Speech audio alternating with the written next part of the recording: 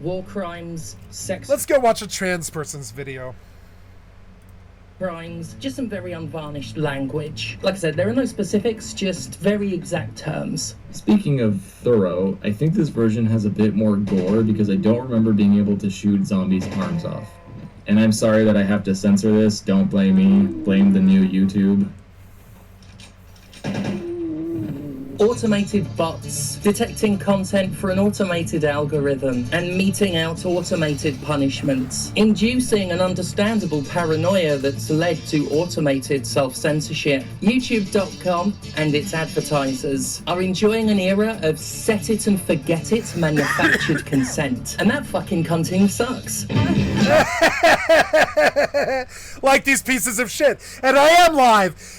She said it for me. She said it for me. Fuck these cunting sucks, you know? Born different. But I'm not like you. I get to say that here. It's easy. Fuck, I get to say that here. I don't deal with weird, shitty fascists telling me what to do. You guys do that all the time. I don't do that. I say what I want, when I want, how I want, whenever I want, about whoever I want. Doesn't matter if it's family, friends, people, country, doesn't matter. I have never been afraid to say what's on my mind at any given time of day because I'm a renegade. It's as easy as saying free Palestine. I can say Free Palestine! as much as I want because of the funding I get from you on patreon.com. I don't care what you think.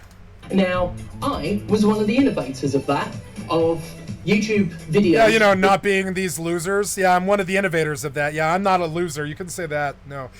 Do I chase the almighty dollar like some loser all of my life? No. No. Being supported by I'm not a loser, sorry. Patreon. I was one of, if not the first. Oh man, did you make something like $1 more important to you than yourself your entire life? I'm sorry.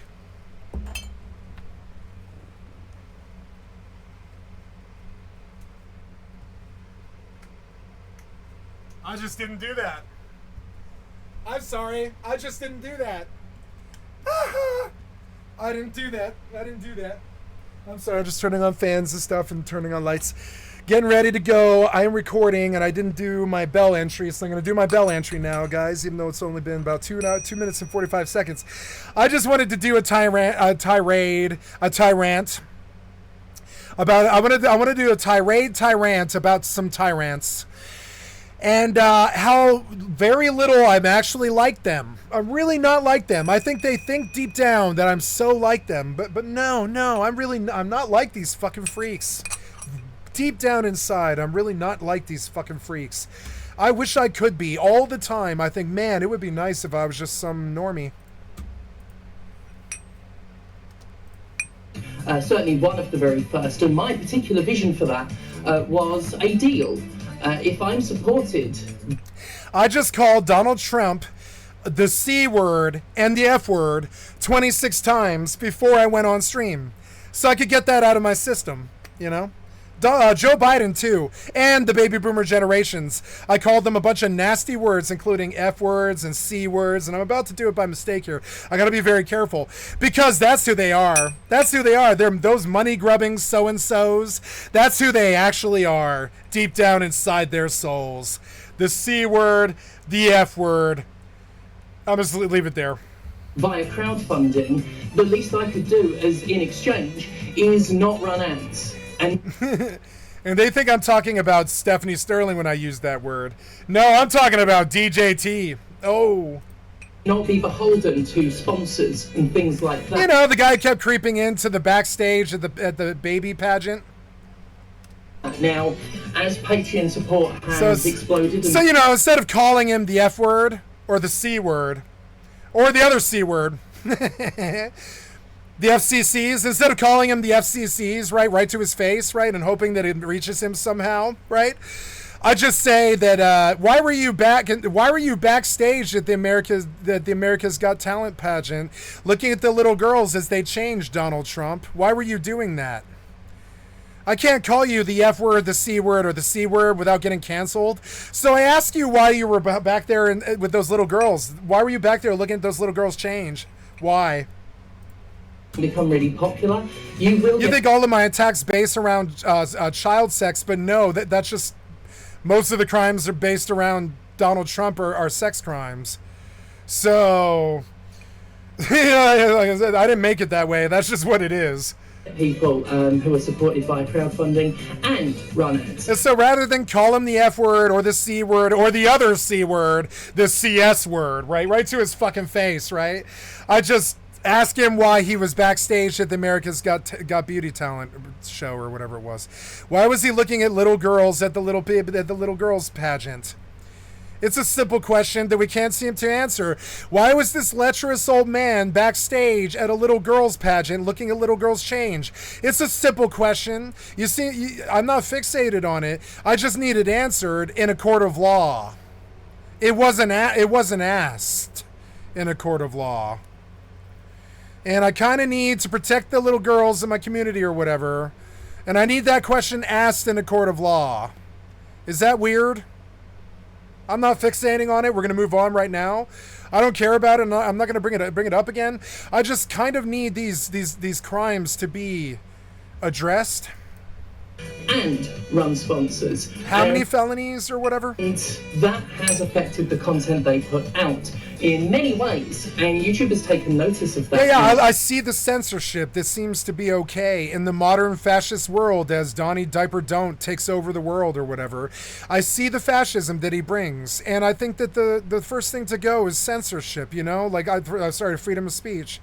And so as I think about how I can't call the DJT the choice, 7 words that George Carlin can't say on television, words such as, I'm not going to say them. I'll get canceled, right? I mean, there's the P word, the C word, the S word, and I start waffling like some kind of editor. You know where I get language like that? It's from fucking Doonesbury, who had a serious issue with this sort of censorship, and he couldn't call Nixon the words that he wanted to call him.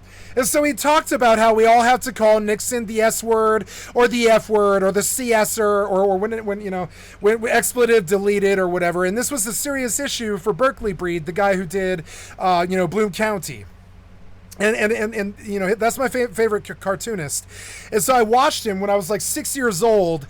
I lived vicariously through Berkeley Breeds, who lived vicariously, who lived the actual reality of Nixon and the 70s and Vietnam and the wonderland of the 70s, the freedom land of the 70s. He was there. So I vicariously lived through Berkeley Breed, through Bloom County, the freedom land of the 70s that Lana Del Rey sings about. And he talked about the freedom that they had in the 70s and how good it was, it was good. But there was this terrible waffling when it came to censorship and calling people the things that they're not literally like the CS word or the F word or the C word. Those are body parts, those are body part actions. And we deride people's body parts when we call them these words like cocksucker or pussy or something like this, right? And I know because we've been having this conversation in the leftist anarcho-punk scene. So it would tear whole crews apart because we were still using the F word and the P word and the C word and all this stuff all the time because South Park was. And we would get these leftist liberals in the anarcho-punker scene who just weren't comfortable with us using words like that because they were gay or they were black or they were Jewish or they were whatever. So we learned around the age of 19 or something like that it's just not that cool to use those words in polite language. But it also rankles that I can't. Because I would like to use these words, and they're very much they're like homophobic epithets that I would like to repurpose for a very rich, very straight, very white male. Very rich, very straight, very white male. And I dislike this form of white people. I think it's the bad side of white people. And I reserve really nasty words for these rich, white, straight people like Donald Trump that I want to retake back, that I've always wanted to retake back. And so every time that I used to fight against the people in our circles and stuff, and we used to pass sticks around, like like the Occupy movement, right? The Occupy Wall Street movement. They used to pass around sticks, and they would let people talk when they wanted to talk and stuff like that. We used to do that stuff in my circles too, and they would yell at us for using really nasty, like homophobic slurs as epithets to use against our personal friends, against people that we knew, against politicians, against musicians, right? We would just fire off the F-bomb if we wanted to describe somebody like George Bush Jr. or George Bush Sr. We would just fire off the F-bomb. I would be like, George Bush Jr. is a fucking F-it. I would still like to say it right on camera. Now, has George Bush Jr. ever touched a man? I don't know. That's not my business. Do I judge him for touching a man if he ever did? No, that's not my business. No, I'm not out here to shame some gay person. I just want to use a really nasty epithet that was used by right-wingers to describe gay people and repurpose it for rich white losers like Donald Trump or Richard Nixon. Or George Bush, or I don't know, all fuck the Republican Party and everybody who ever rolled in with them. They're a bunch of shitty fascists. Hey there, shitty blank blank, shitty blank blank. Do you remember that South Park song? That was Matt and Trey trying to fire shots at anybody who thought that they were being homophobic. They were saying those words about George Bush Jr. Stuck to my guns. And so and Matt and Trey came out looking incredibly homophobic when they were like, no, I can call Donald Trump the F word if I want. No, I can call Nixon the F word if I want.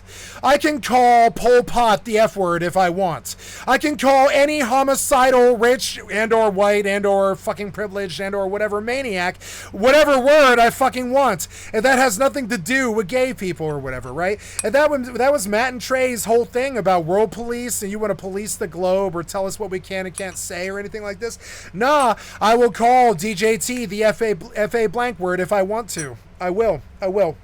I'm far more likely to call Donald Trump that word than I've never done it. I've never used that word around a gay person with intent. I've never done it. I've never called a gay person that word. You know? Nope. So, but I've called Donald Trump that a lot. I still want to repurpose the language. I guess I've got to pick nastier words that don't mean the weird homophobic epithet that I want to use, like cocksucker, to call Donald Trump, right? And yeah, I just did, because I can get away with using that word on television, because I know I can get away with using that word on television, because I watched Trailer Park Boys. I watched Bubbles from Trailer Park Boys. Probably a gay man, frankly. I don't know. Maybe he's straight. I don't know. But anyway, a lot of gay friends anyways. But Bubbles from Trailer Park Boy constantly used the word cocksucker, and they fired off sometimes 200 or 300 an episode. And Mike Clattenburg fucking loved it, and so do I, because I don't want that word to sting anymore. I don't want that word to be this nasty epithet for gay people. I want that word to be used for white oligarchs. Or not white oligarchs, just oligarchs, right?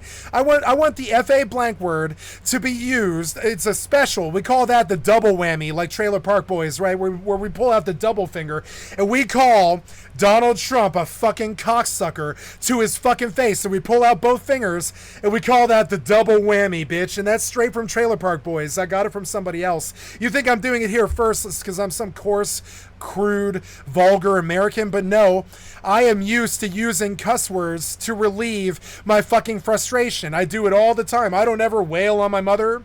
I don't ever wail on some woman. I don't ever go hurt any animal. I don't ever break anything or do anything bad towards anybody or any negative or anything like that. I use some particularly nasty words to cuss at the right wingers who have constrained my fucking world to mental slavery. They're efforts. They're cocksuckers, you know. But and the only reason I use those words is they have the weight that they do. I've got to come up with better words like F it or whatever. But yeah, Donald Trump is a fucking F it. I'll say it right to his fucking face in public, which is why you should never have me around him. I am an anarcho-punk. I don't give a flying fuck what some CNN Rachel Maddow person or some fucking weird, shitty right-winger Fox Trumper gives a flying... I could give a flying fuck what they fucking think about my fucking mouth or what I say at any given time of day, because I'm a fucking renegade. So much. I don't care what you think. I've never cared. Long ago, when I was like 14, I realized that we probably shouldn't be in the same room. Well, you insist on it all the time. I don't, because it's like we probably shouldn't be in the same room. We're so alien. Like my problem is that I just don't. I'm like an alien compared to you. You know, like I get jealous of gay people because I think they're fairly way less alien and way more normal than society gives them credit for. You know. Look at Pete Buttigieg, but you know they're like normal. They're like normal people and stuff. So like I consider myself an alien, even compared to fucking gay people or my parents or anything. Like you know I consider myself a fucking alien because I'm just not like these fucking people. I don't think the same words about the same people. I don't follow the same gods. I don't think the same things about money. I don't value money. I don't care what they think about money. I don't care what they make me do in their name of money or anything like this. I don't care what they need or want. I am such a fucking alien from these fucking people. I swear to God, I try all the time to relate to them, but I'm not like them. Fucked. The channel is fucked. Yeah, the channel's fucked. The minute that I can't call Donald Trump a fucking cocksucker to his cocksucker-ass face right on my fucking stream, then I've lost my stream and I don't want this stream anymore. I don't care. And yeah, we're motherfucking live, bitch. That's going to YouTube as well. And I'm publishing it. And it's gonna come back in 95 years when I'm 95 or something like that. Somebody's gonna approach me and they're gonna be like, you know, you're a lot like Henry Darger. I bet it's my best friend. And they're gonna be like, you know, you're a lot like Henry Darger. You have thousands, hundreds of thousands of videos on YouTube. Nobody has hundreds of thousands of videos on YouTube, but you have hundreds of thousands of videos on YouTube that are not slop, that don't ever copy, that don't ever repeat. They might have the same yelling points, but they don't ever like repeat the same shit ever. And they're gonna come to me and like I swear to God, they're gonna come to me and like I swear to God, like fucking like it's like 50 years something. In like 50 years, they're gonna come to me and they're gonna be like, you put 275,000 videos on YouTube, and the other guy made 110,000 or something. And I'm like, yeah, I put 275,000 videos on YouTube, and also I didn't repeat myself either. I tried to use different concepts every single time I spoke, or at least try to rehash the same concept and look at it differently from a different perspective again. And all my life, I've been told to shut the fuck up. I've been told to stop talking. I've been told to not have the opinions that I have, or give the advice or anything like this. I'm fucking used to it. I don't give a flying fuck what you think. I'm still gonna fucking have the opinion. I'm still gonna think the thing that I think. And yeah, it sucks, but I have a lot less esteem in the human American dad race than you do. So like, you know, that sucks. You've got to re-earn my love. Like I'm looking at trying to get the American public to love each other again by coming to that trough willingly. I don't want them to talk shit about how much they hate the other side. I don't give a flying fuck about the other side. To me, there is no other side. It's only me, an American, and my fellow Americans. There is no other side. You understand? There is no other side. I don't like if there is, there's 9 sides. There's not 2. You know, there is no other side, and if there is, there's 9 sides. There's not 2. There's like low, medium, and high temperature fucking left, low, medium, and high temperature centrist, and low, medium, high temperature fucking right. And trust me, low, medium temperature right, I shouldn't ever be near them, and I don't want to be near them. And so if there was ever another side, that'd be it. But honestly, they're not the other side because I love them. I think of them as my fellow Americans. I don't care if they live or die, and I, you know, and I value them just as much as I do myself. Now that's hard to do when you're selfish and money's your god, but it's not hard to do when you're just like a rational person who sees them as just your fellow Americans. They're not the other side. They're idiots. if you were to give them a better education, they would come to the realization that most of our problems stem from the Electoral College, and they would have fixed it hundreds of years ago. But we have stupidity rule. We have majority and stupidity rule. Consult Donald Trump and Joe Biden if you don't believe me. The show has continued for over 10 years of unbroken content weekly. Yeah. For 10 and a half years. 10 and a half. I look at Stephanie Sterling now as somebody I'm like, shots fired. I'm coming for the crown. I know Stephanie Sterling is going to burn out. And I want to take the crown. Look at the crown. It's a fugly crown. But I want to take that crown from Stephanie Sterling. I absolutely do. I want to take that crown from Stephanie Sterling and live on with it. Now, I'm not a trans person, so I maybe don't belong with this crown. But notice how they flippantly toss off 10 and a half years of their fucking life. And they're like, at no point did I ever capitulate to anything anybody ever wanted me to, any kind of censorship, any kind of, if I do it, it's out of respect, like, you know, like, or whatever, right? I have not ever capitulated in anything I've ever thought or done on this fucking stream, and I'm never going to. If I did it, it's out of respect. That's it. It's now. And I've only been so I I'm flippantly tossing out 4 years. It's like 4 years. Yeah, come in November. Like, yeah, so it's like 3 years and 10 months or something.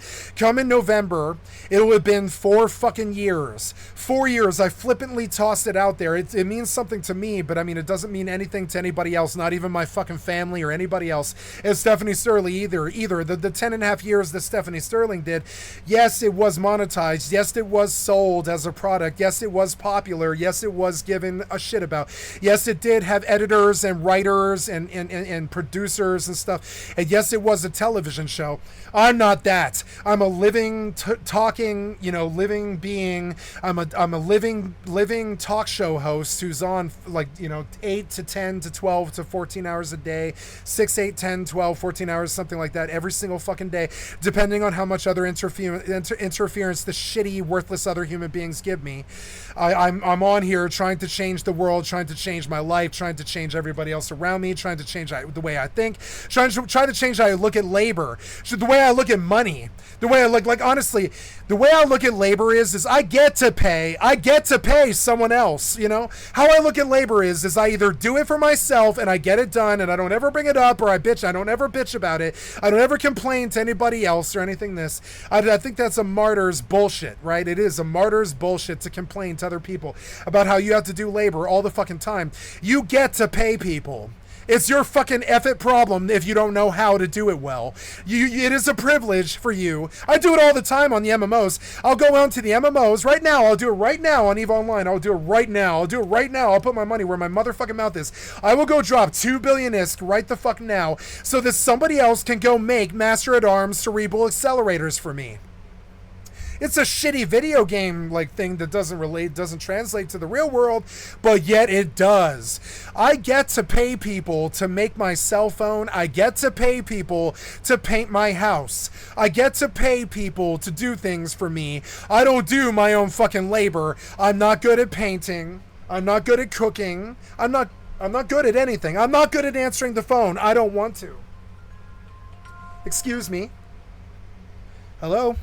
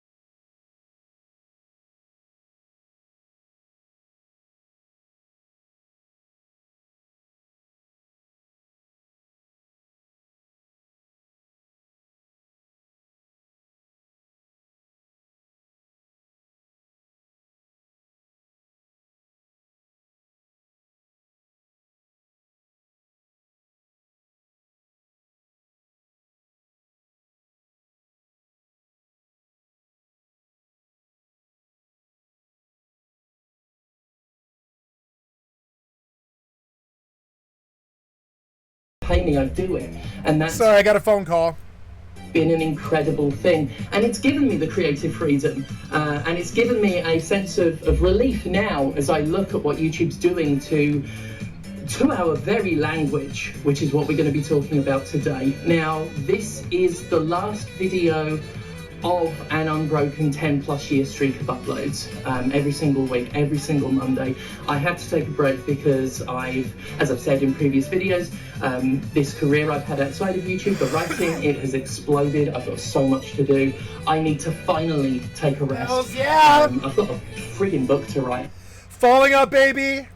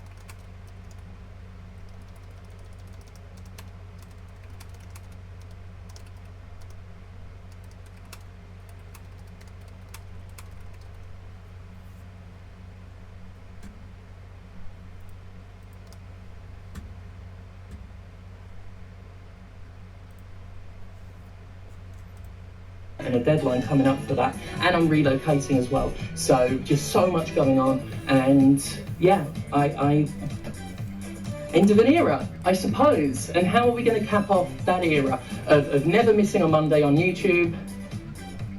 We're going to take a big shit on YouTube. I don't think anyone will notice the spot on my shirt if I make it black and white and put a noise filter on top. I watched a video on YouTube last week. It was about a book. A book about the Holocaust. The video's narrator, citing fears of YouTube suppression, said they wouldn't use the word Holocaust, and then attempted to discuss the Holocaust without indeed using the word Holocaust. I sat there watching as this disembodied voice would try to tackle one of the darkest and most serious historical subjects of all time in purely euphemistic terms, referring to the history or that event. I sat there and I quietly thought to myself, they're going to say the Jews were unalived, aren't they? And then they said the Jews were unalived. A few weeks ago, YouTube sent me an email expressing concern that I was self-harming, possibly suicidal. The email, obviously automated like all of YouTube's activities, told me I was not alone and that if I needed help, I could always reach out. This email was sent as a response to a video in which I'd openly discussed mental health and trauma. 5 minutes before YouTube sent me that email telling me I wasn't alone and could talk about my feelings, it had restricted that very video because open discussion of mental health and trauma is considered taboo. You cannot actually talk about your feelings, talk about needing help on youtube.com, not without unhelpfully burying it under a bunch of euphemisms at any rate. You cannot discuss mental health, trauma, abuse, or anything else in an open manner that may provide help and resources to those who need it, or those who might just need to not feel alone. I've been told many times how my honest discussion of my own mental illness and neurodivergence helped others feel seen, feel less isolated. I've used this phrase regarding all sorts of representation before. Visibility is vital, and YouTube is suppressing the very visibility that quite genuinely and specifically helps people. Sure, you might find some verbal workarounds, but being able to exactly name an issue is an important part of its visibility. I remember the day I was told I had ADHD, the relief I felt because it had a name. Things about me that I thought made me broken, made me weird, made me an outlier. They were all part of something that had a name, and if it had a name, that meant it was known about, and if it was known about, it meant I wasn't alone. And things like my bipolar disorder, my OCD, these were things I didn't know I had, because growing up, people didn't talk about it. I saw no representation. I felt like I was alone. And YouTube would like that discussion buried. You know, like something is if you're ashamed of it. But they're doing their part for mental health. You know? I'm doing my part. I'm doing my part. I'm doing my part. I'm doing my part too. Sending performative boilerplate emails. You're not alone, YouTube says, as it tightens the chain on material that would allow people to feel like they're not alone. You're not alone, YouTube says, as it serves yet another reminder, the same reminder it always has, that it can isolate your voice at a moment's notice and you are powerless to do a thing. You're not alone, YouTube says, as it sends an automated email via an automated process in which the only human involved is quite specifically alone. A few months ago, I was watching a video by one of my favourite critics, Josh Strife-Hayes. I mean, what's not to like? Smooth voice, measured commentary, dapper dress sense, dreamy eyes, and Josh was talking about an action game that involved plenty of gunplay, one of those there shooter games, if you will. And I tilted my head like a curious dog as he explains that he wouldn't be using the word gun while talking about a game about guns. Now, his workaround was charming, as he is, insisting on calling a gun a rooty-tooty point-and-shooty every time he mentioned one. It was a fun term, and it's a good video, yet I couldn't shake my unease at the overall absurdity of the situation we're finding ourselves in. Since when can you not talk about a literal shooting game while mentioning the guns that do the shooting? Can a game like Doom even be discussed properly at all, considering some of its most iconic and important weapons literally have gun in their name?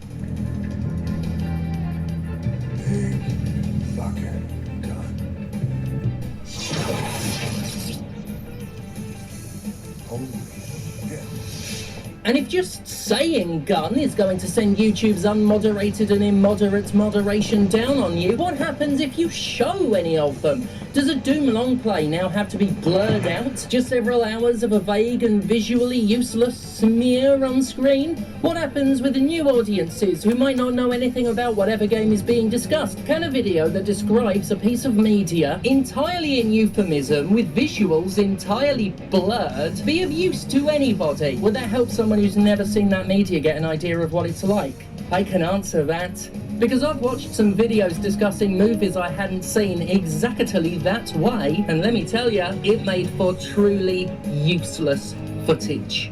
A few years ago, I laughed as I watched a procession of YouTube free speech warriors, the kind who scream daily about how much they hate censorship, begin to tone their language down, apply bleep sounds over their swearing, and otherwise soften the coarseness of their rhetoric to appease YouTube's algorithm. Many of them still espouse disgusting views and hateful sentiments, but they were meekly careful to never say any naughty no-no words. It is amazing how even the most militant free speech advocate will volunteer to sew their own mouth shut if it keeps advertisers happy. Of course, I'm not laughing anymore.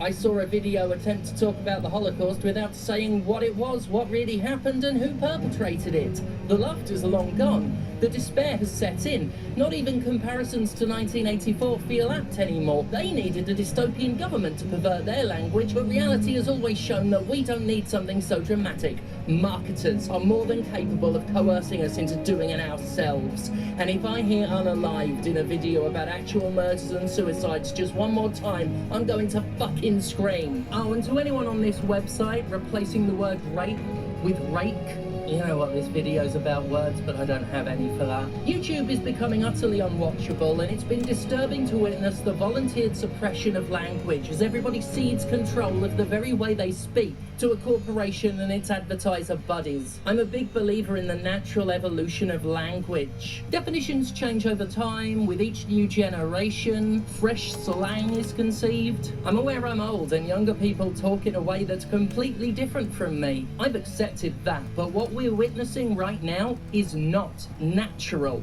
Fear of demonetization and algorithmic restriction has detrimentally altered the way in which media on YouTube is presented. In all the named examples I'm going to show today, the video's host has explicitly stopped talking about the actual subject matter in order to explain to the viewer that they can't say the words they should be saying because of YouTube's policies or the fear of crossing them. That in and of itself is affecting the quality of videos, each one having to go on the same tangent. But I dread the day that tangent isn't needed anymore, because that'll mean it's become so normal nobody questions it anymore. It's already being treated as normal by very dint of the fact almost nobody seems to be speaking up about it. But let me make it really fucking clear, or as clear as anything I say today will be heard through whatever restrictions YouTube slaps on this video today. It is not normal to discuss the Holocaust without saying what it's called, what it was, and who did it. It is not normal to discuss serious, real-life murders and suicides using funny, cutesy terms. It is not normal that a YouTube algorithm has so much sway over an entire medium of mass communication that is quite literally rewriting our language for us. Right.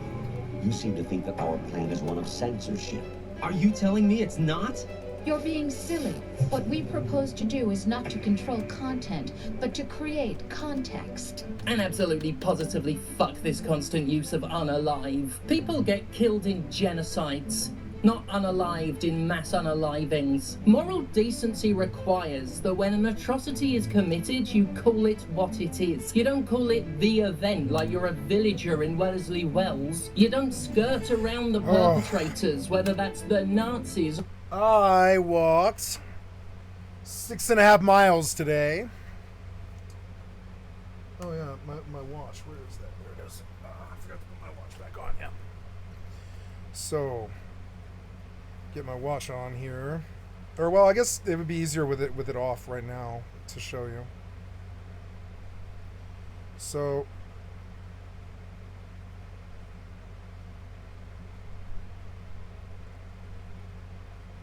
There, I walked today for 2 hours and 9 minutes. Oh, you put it away instantly. Why? Come on now. There, I walked for 2 hours. Like, instantly. Like, shuts. Why are you instantly shutting this? You are so annoying. There, like. Like, I think the watch knows that it's not, like, on me, so. See if I can fix it.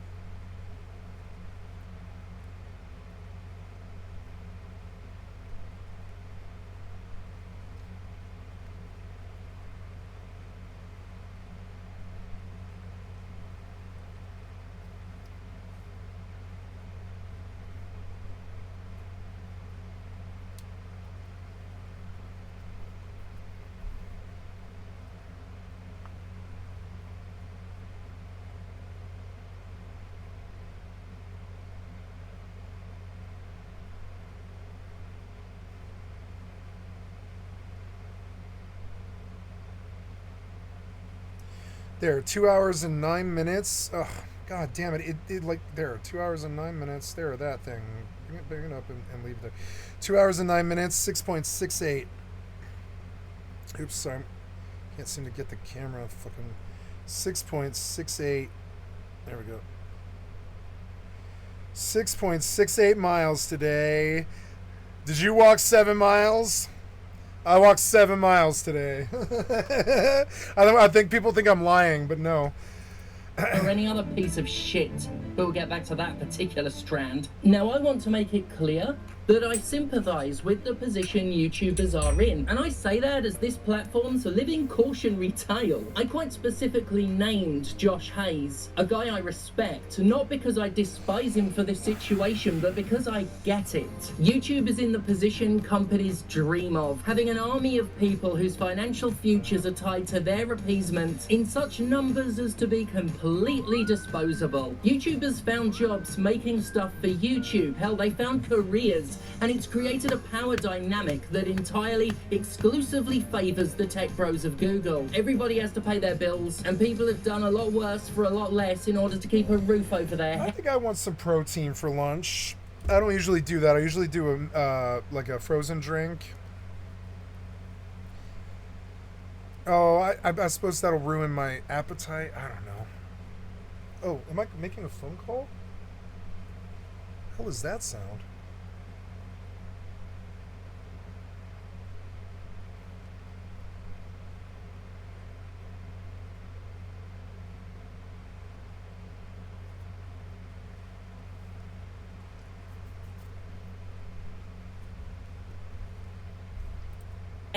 I understand why they're going as far as they are in complying with policies that, in all honesty, they don't even really understand. And I sympathise with the lack of understanding as well, because that... It's a picture of Niles.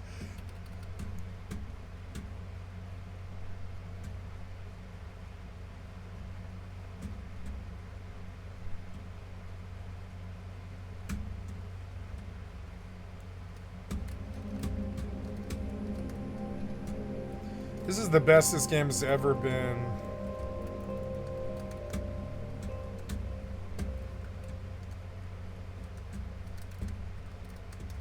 Frame rate wise. Fuck, this place is picked over and like I came here yesterday. What the fuck? It takes so long for this to reset now. This place is picked over, which is weird because it's a private server. It shouldn't be picked over. But it is. It's picked over because the server that I went to was like fucking annoying. Well, what's the point then? There's like no real point. Yeah, there's nothing here. I'm not gonna get anything.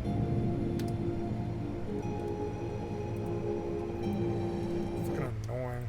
That's all by YouTube's design. While some of the self-censorship is based on evidenced instances of demonetization and restrictions, or events like the oft-feared adpocalypse, much of it's based on pure speculation, as YouTube's unknowable and ever-shifting policies keep content creators on their toes, afraid of tripping the mod bots and getting their ability to make money taken away from them. At present, I theorize that this speculation guides the majority of self-censorship efforts on YouTube. The ways in which YouTubers try to second-guess and preempt YouTube shifting standards and game the algorithm border on superstition at times, and it's very easy to see why. YouTube is actively hostile to the very people generating the content on which it sustains itself. It constantly changes policies without so much as telling anyone, let alone asking them. It will run so-called experiments on selected channels, again without informing those channels, dicking around with the interface in ways that can have a tangible impact on how those channels survive. One of the reasons I'm so thoroughly offended at YouTube having the temerity to tell me it's concerned about my mental well-being is the fact, the ironclad fact, that of everything involved in my career, YouTube and its bullshit has been one of the biggest drains on my mental health. Yeah. YouTube burns people out, keeps them guessing, reminding them regularly that they can lose their ads, lose their sponsors, lose their entire channels if they're not carefully obeying rules that are poorly explained and selectively enforced, manipulating and threatening and getting away with it because YouTubers who build their livelihoods on the platform risk not being able to pay their rent if they do anything to upset the erratic, unpredictable entity that holds the purse strings in one hand and their necks in the other. So we have a class of strung-out creators kept in line by the latent threat of harm, backed up by regular examples of that harm and the occasional mass cull, all left guessing as to how exactly the threat is appeased and overcorrecting in their attempts to do so. Welcome to the chilling effect. I started writing this script months ago, which means I didn't watch that Holocaust video just a week ago. It has been many weeks, and since I watched that video, I've seen so many more, with so many silly word substitutions. I also received another email from YouTube in that time, sent just a few days ago, actually a few days ago this time. In fact, it was on the day I wrote a blog post for Patreon discussing how much better my life's been since building a career outside of YouTube. Which is funny. I can always count on YouTube to swiftly justify my contempt by doing something contemptuous. The email basically outlines how much worse the chilling effect is about to be. See, they're improving their content detection algorithm explicitly to age restrict many more videos, and they'll be applying that to currently uploaded videos as well. Restriction means demonetization, it means algorithmic burial. Oh, and note, the email says more of my videos will be restricted, not maybe. They fully expect their new What is airdrop? Why don't you make this small?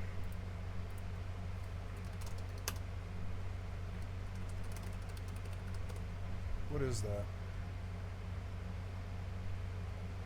Oh, okay.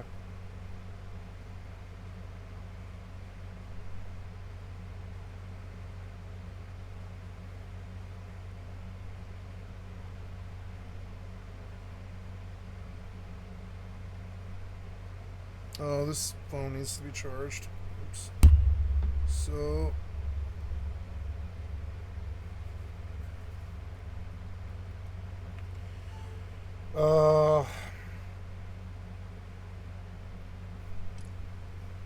That's cool. I am trying to... Algo will screw everybody over because of course it My will. They television. keep moving the goalposts of acceptability and punishing people for not complying with things that weren't there to be complied with at the time. This latest threat from YouTube is exactly what I'm talking about. How can a creator who actually has a career tied to this cunt of a website not end up paranoid as a result of this shit? The threat means nothing to me. As a great philosopher, the person who wrote the Quake instruction manual, once said, "Thou can't kill what's already dead." But those still alive around here, I totally get the paranoia. Of course they go overboard in censoring themselves because what's okay today might not be okay tomorrow. You know, I used to have little anxiety attacks whenever YouTube emailed me because it was never anything good. It was just something full that would make my job harder. And this was years ago when things were nowhere near as bad as they are now. YouTube is an abuser of its content producers. I wholeheartedly believe that. It is a fucking abusive platform. If YouTubers had even half the rights of actual employees, which they should as the ones whose full-time labour generates company revenue, so much of what Google does to them would be fucking illegal. All of this being said though, as much as I sympathise with the creators' position, I really wish they'd all stop contributing to the fucking newspeak. The harm they're doing there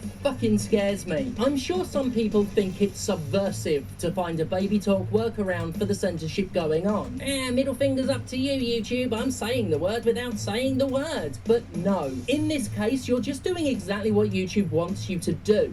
See, advertisers don't give a flying fuck about what it is you're saying. Earlier I said you can't discuss things like mental health in an open way, but in a corporate approved way you can say whatever you like, express any view you wish. And that's because the content of what you say isn't what they're most interested in. No, to have control of context. Create context. That's the prize melon here. They don't want to own what you say so much as own how you say it. The former will follow as a consequence of them having seized the latter. If they take away your ability to call a thing what it is, they take the power out of the very foundation of your words. If you control the words, you control the voice. As someone who has to deal with a lot of queerphobic hate online, I can tell you, like transphobes, right? They absolutely hate being called transphobic, even as they're knowingly saying transphobic stuff. Anyone dealing with racists can tell you the same thing. There's a reason "I'm not racist but" is such a recognizable and mocked phrase. People are happy to own whatever hateful views they express, but take offense when you call it what it is. This is especially true when dealing with Nazis, who, despite the attempts of the right wing to rehabilitate their image, remain synonymous with pure fucking evil to anyone with a shred of decency. You want to know why online bigots love saying, "Oh, so you think anyone who disagrees..." Surrey. Oh, shit, I don't know what I'm asking it. I want to go to my... Oh, Surrey. Show me my notifications. You don't have any new notifications. Show me notification settings. Surrey. Show me notification settings.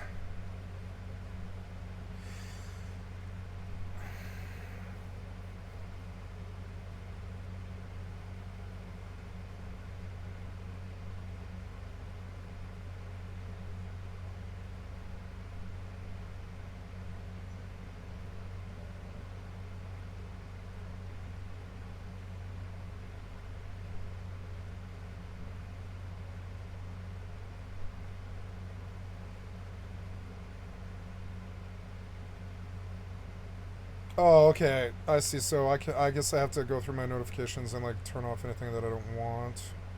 If anything annoys me, I'll just turn it off. There we go. Hey, I'm in water. I'm sorry, I'm in snow and I'm still intact. It appears that these guys are going to let me live, which is good. I'm probably cold because I don't have a wetsuit and I'm starving and thirsty, so I should probably just... I mean, I lose XP when I do this, but that's okay because XP is renewable. Maybe I'll just eat and drink, I suppose. I don't know if I have any food. I'll have to fish, I guess. I could go to a warmer place and find honey. Thought I might have had honey, but nope. So, how's this? Oh, I need wood. Yeah, 932. Nice to get some metal frags. Make some bullets. What else? I need food, which means fishing.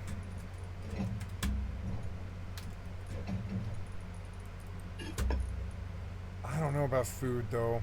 That might be kind of hard.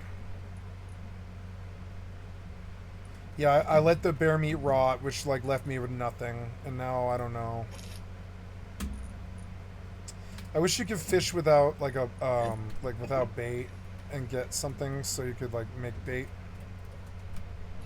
You won't let me though without bait, huh? Well, so I guess I'll have to go find like a bear. Yep. Which I guess I want to leave snow for that.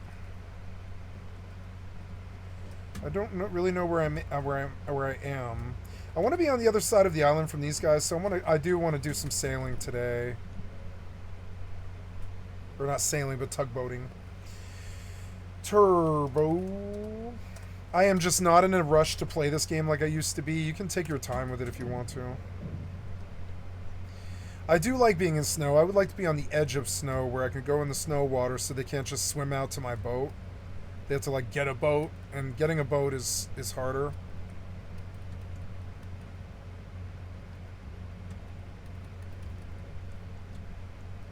Maybe nobody found me.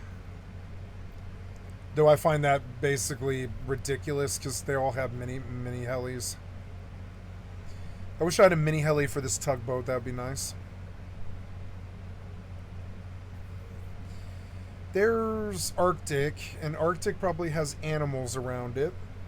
But I don't want to land in snow because I don't want to get wet. I'll die. I don't have the proper protection here. I guess I could probably change the bandit suit to a to like a Arctic suit maybe. Oh no, there's another tugboat. What the fuck? What the fuck? There's another tugboat. The fuck are you guys doing?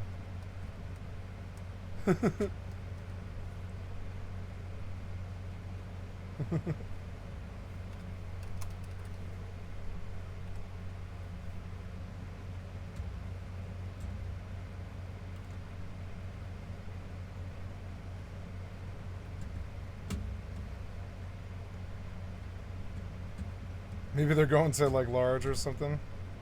I'm gonna drag them all over the map because like, you know,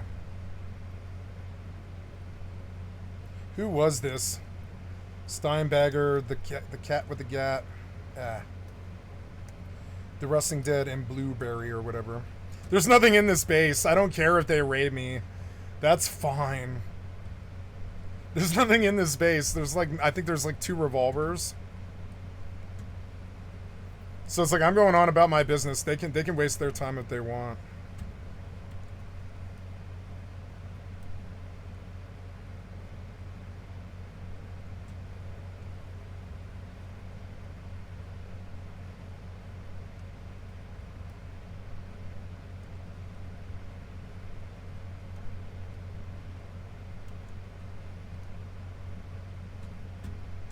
Can't see out the side, which is so annoying. I can't do it without popping a door, and they might be on the boat outside the doors right now.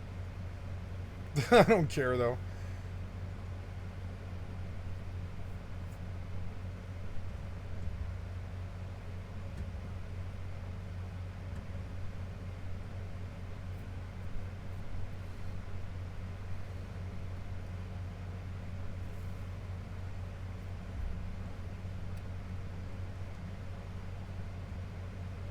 The likelihood of them having bombs on the fucking boat is like 0.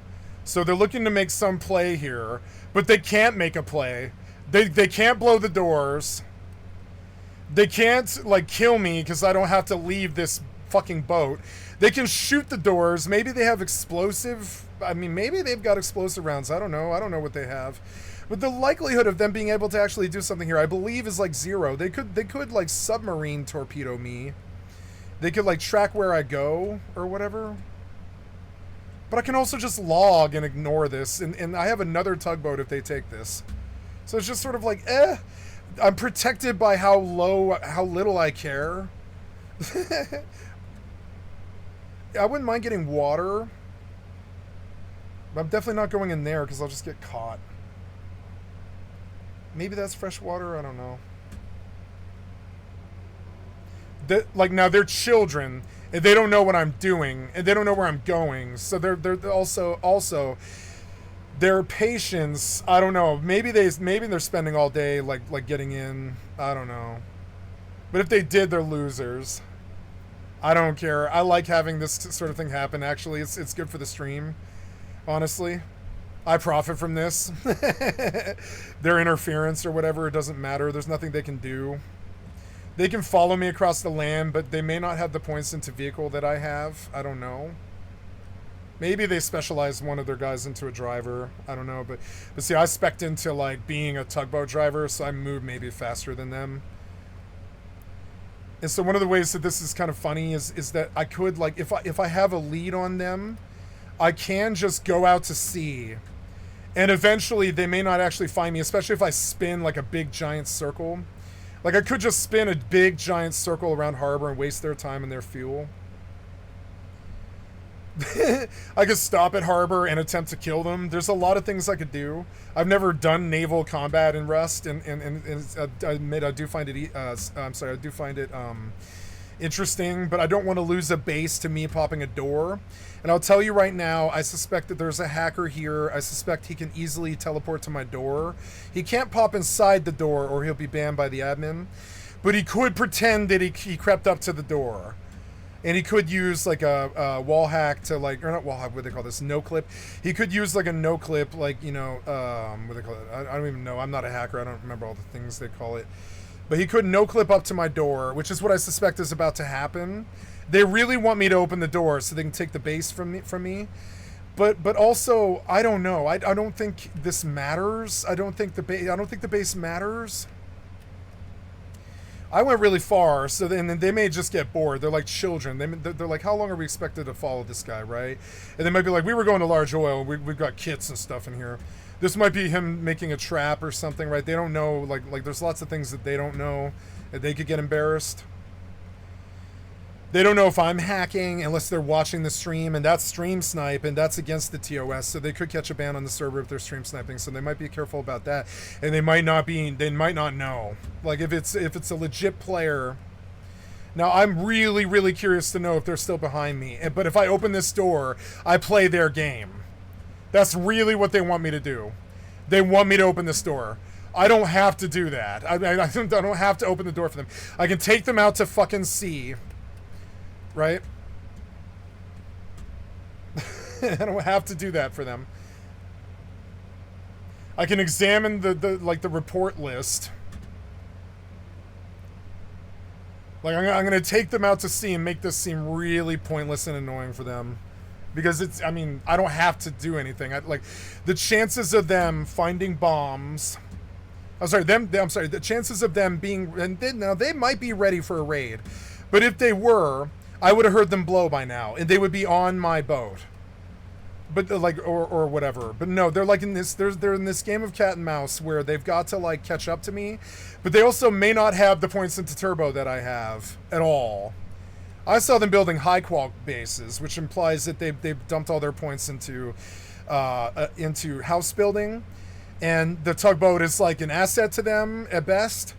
And so if that's the case, maybe they're lucky. Maybe they've got some form of explosives on that boat right now, and they're waiting to do a raid on me right now, and they're trying to catch me. But I don't know. So I'm gonna tempt fate and pop the door to have glance backwards, but I don't know. And I'm also gonna go way the fuck out to sea. And I don't want interference from them on the tugboat. I really don't. So I'm not going to cater to it. I'm not going to invite it. I'm not going to open the door or let them hack me or do anything stupid. This is what a smart player does. We just stop.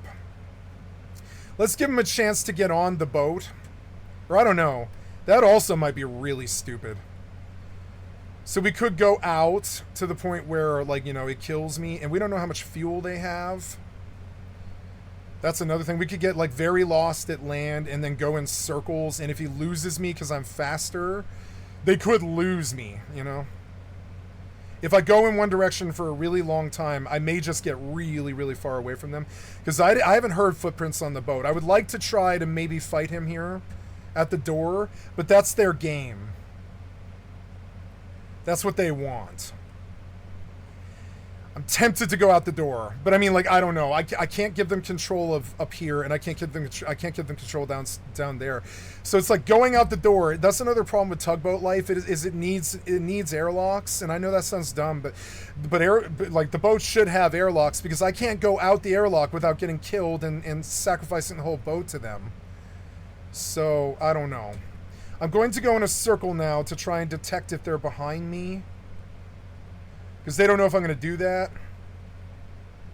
And it appears that they gave up, but I mean, that may be their whole game. They might be really perfectly pulling circles around me, I don't know.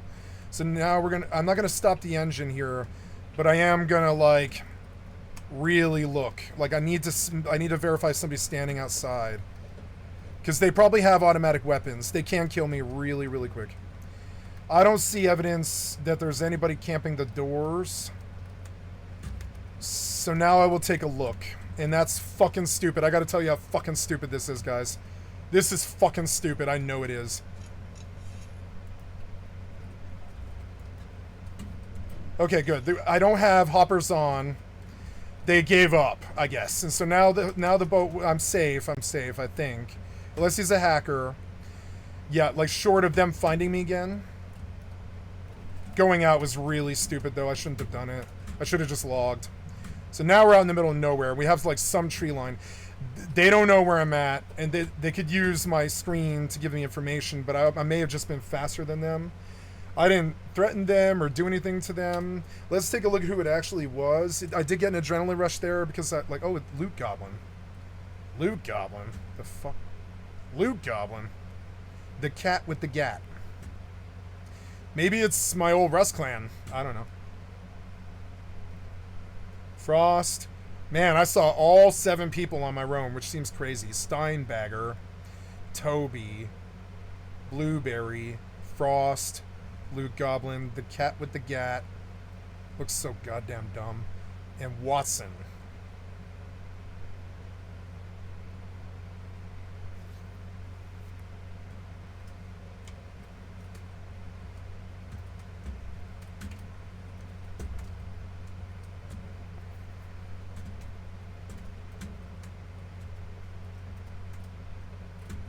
Now, we remain out here in the middle of fuck nowhere. I can't benefit out here, so it's, like, sort of dumb.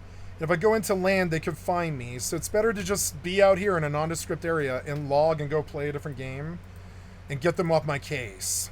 It's just better. It's busy right now. I don't really know why.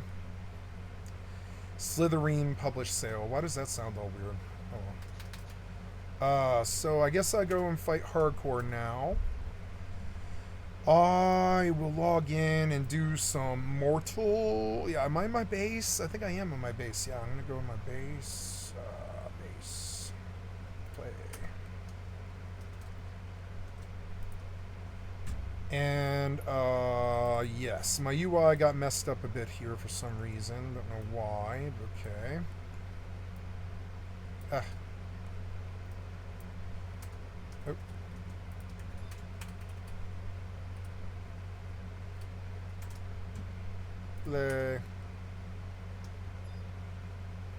So that was fun. Like, that's the first time I've ever ran a tugboat up against a tugboat, and I gotta admit, it did tactically scare me because they had the numbers advantage. You know, they might be my old friends. I don't know. I have them all blocked, so they probably hate me, which is fine. I don't care. Oh, no, don't do that. Casca. I really have evinced a desire to play Final Fantasy 12. I wonder if that's on GeForce Now. No, I don't want GeForce Now 12. I want non EAC 12. Yeah, like, don't I have a copy of 12 that I used to keep on my desktop that's actually pretty far in? I have 12 because I bought it. Yeah, I have 12 because I bought it. Yeah. I should do an achievement run. I love this song. And the 2 moons and all this. I like Mortal. It's a bad game, but I like it. Oh, yeah.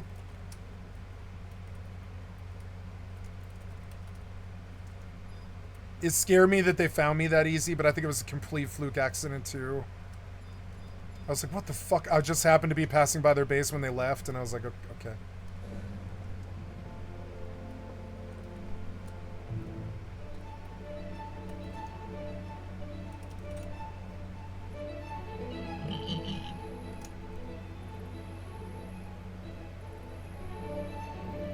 Gotta kill bees.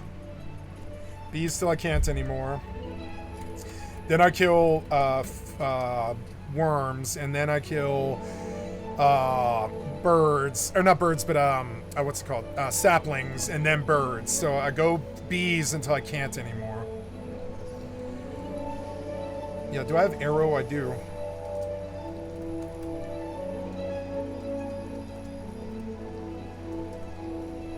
Hey, piggy, let's feed you.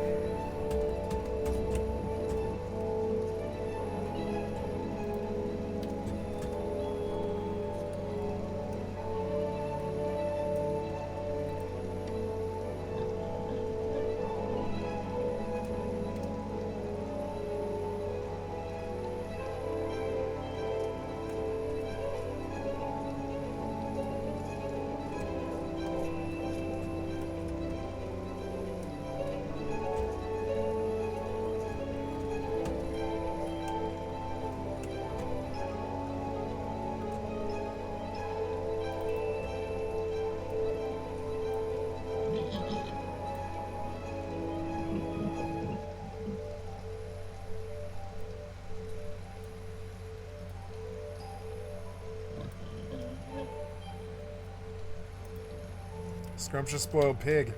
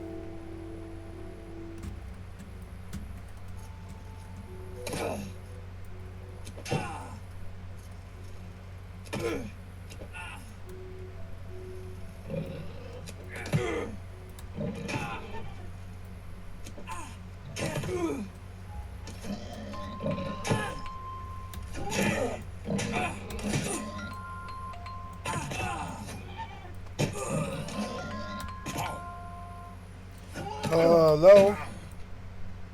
Hi.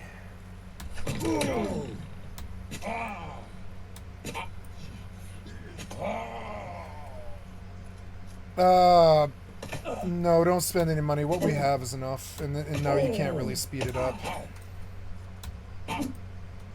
No, I just watched that one-liner. It's fine. Like, one will last me the whole job.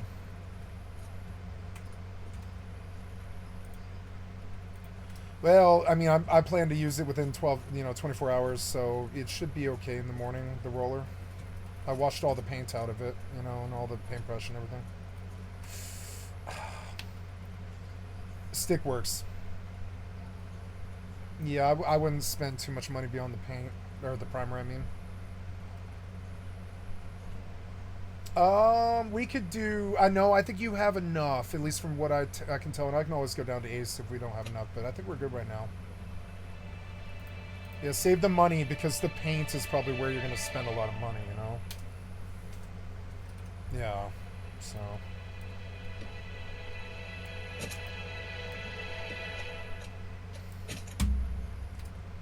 Okay. I will do all this for you if you need me to, by the way. Okay, doing the run? Alright. Alright, well, if it ever feels like too much, I will do that. I will do town runs for you.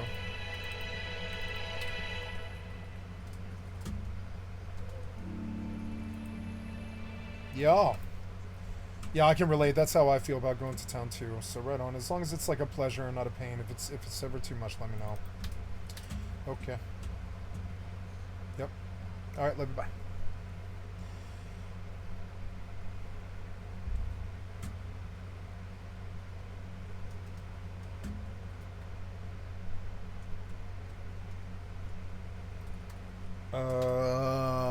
Oh, I didn't mute, but whatever.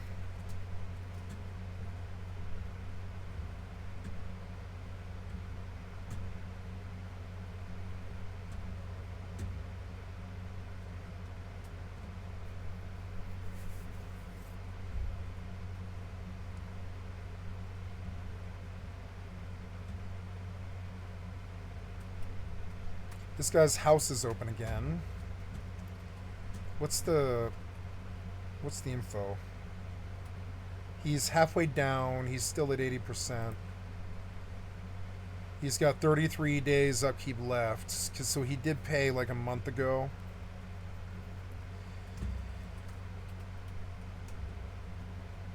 Oh, what the fuck was that? It's a bunch of dudes on horses. They didn't see me. They didn't see me in the house.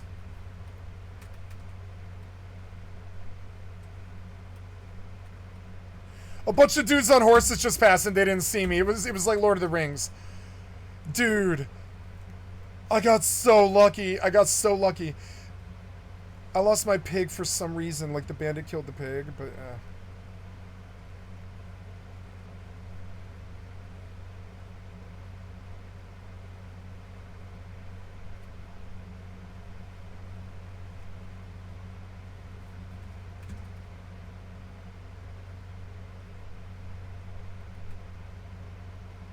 6 out of 8.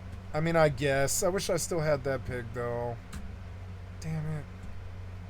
It's one less thing to worry about, though. I don't have to feed him, and that's the main thing.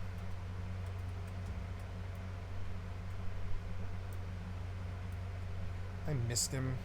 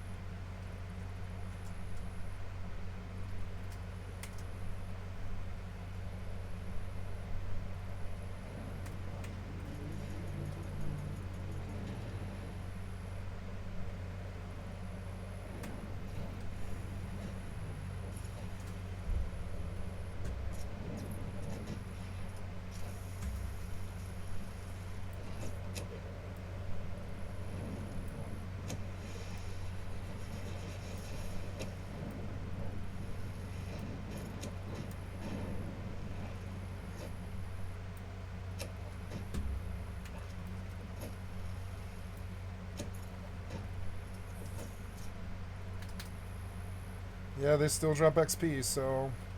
Oh, I have an Empress band. Let's use it.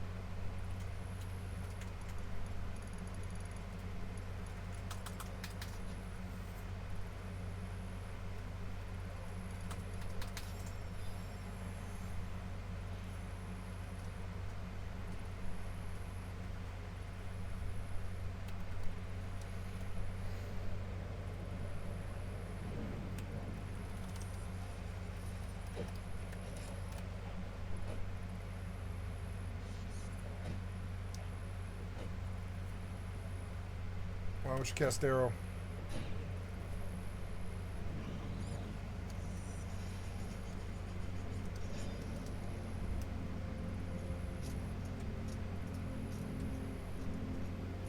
Damn it, I needed that pig. I shouldn't have let it die, but I got a fucking phone call.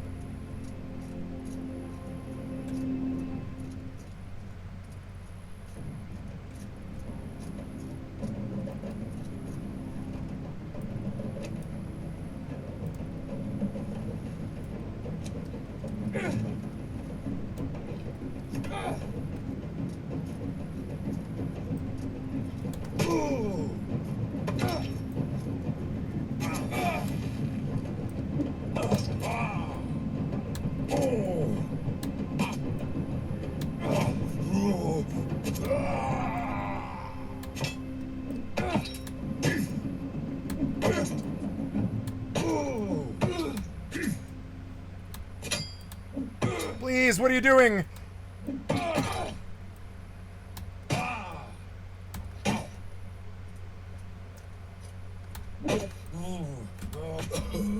Yeah.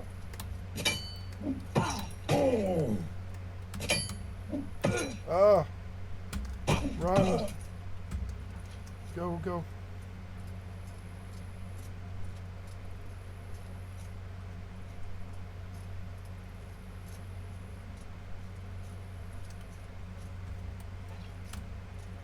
Oh, he leashed. He leashed.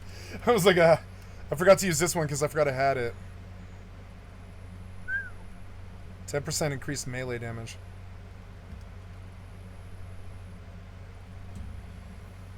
Game's getting a little bit more fun.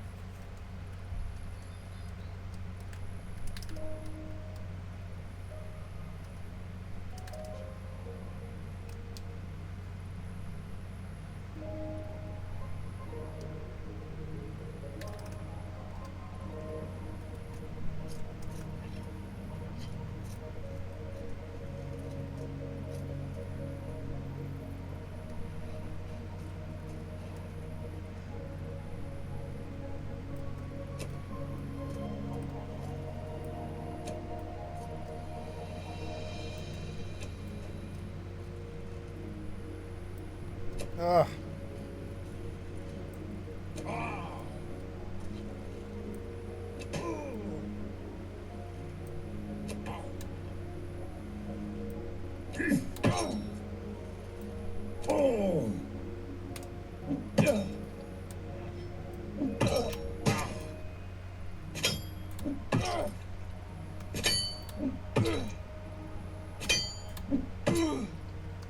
Oh, no.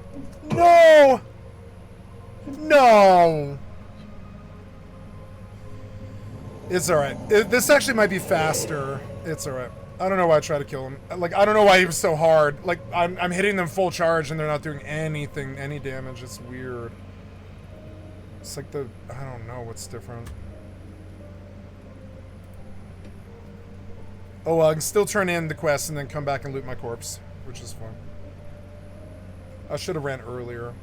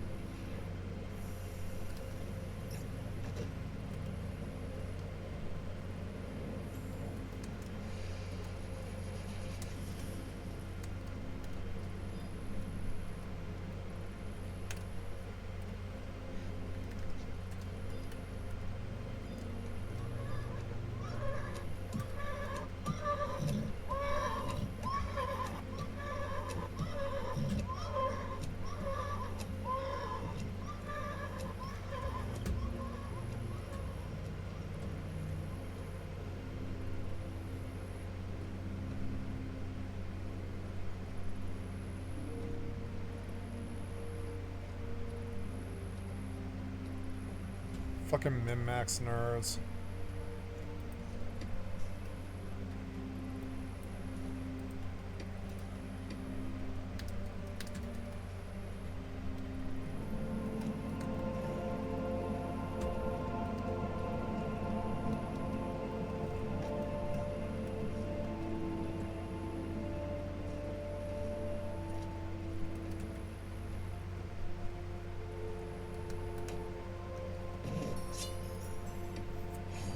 Nice.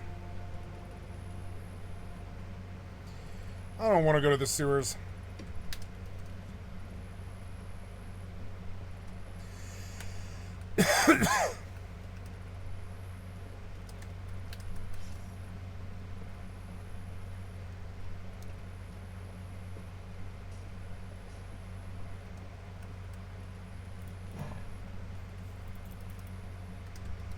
Okay, I gotta get back to my corpse. I suppose I could take a horse, but I really don't need to. Where am I now? Oh no. Here we go, this is where I want to be.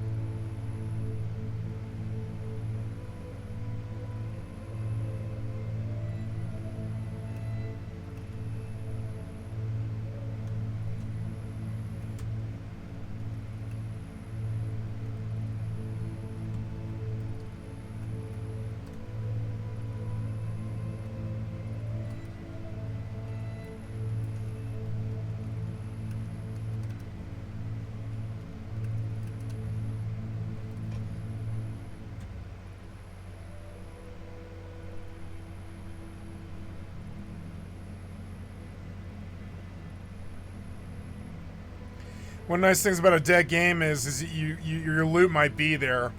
You know, on a non-dead game, your loot's not going to be there. But like, you know, on a dead game, loot might still be there.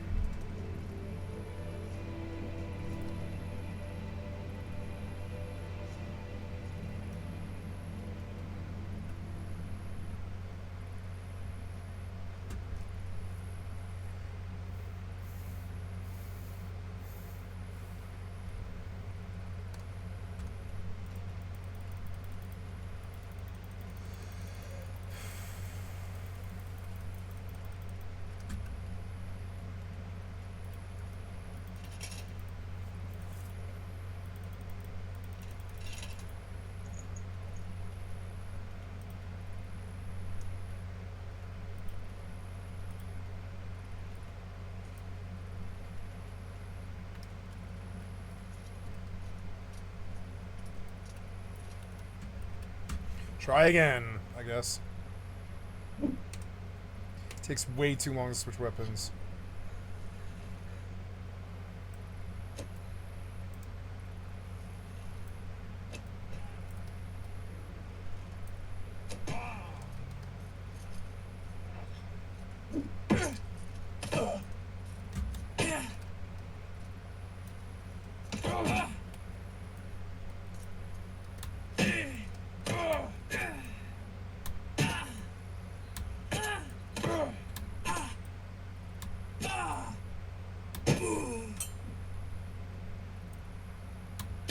What?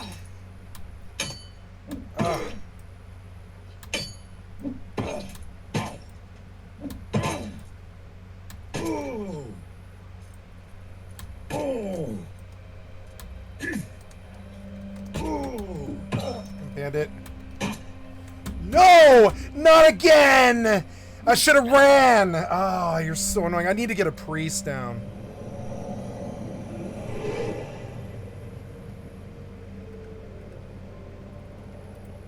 I need to get a priest down. It's so annoying.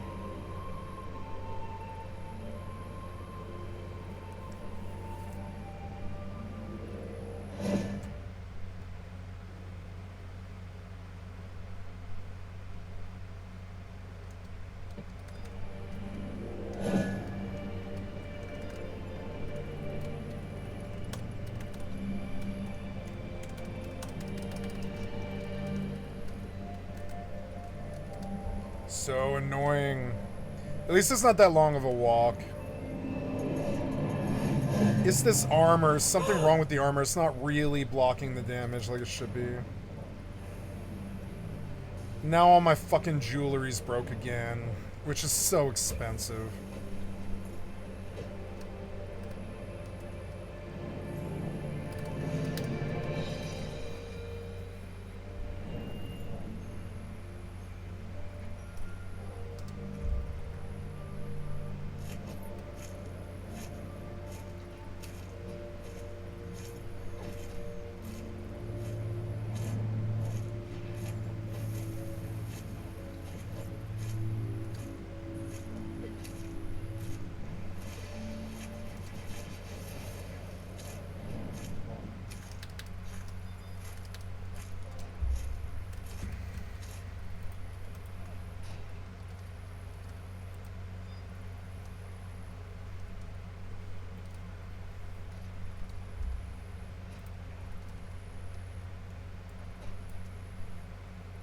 Why does that one look all weird?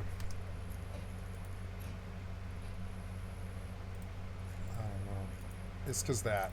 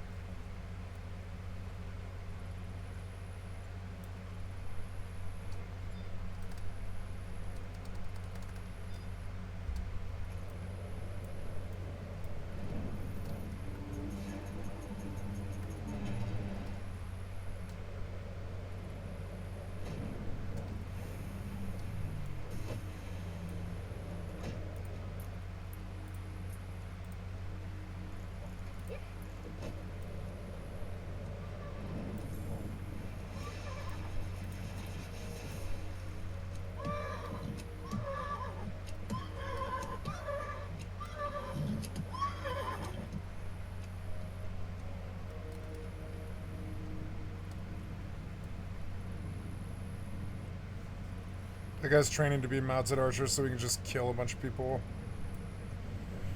It makes sense, but it's also weird, like torturing a horse like that long. I can't believe that's the method. But I mean, whatever. If that gets you where you need to go. I know what skill up is. I know how hard it is, yeah.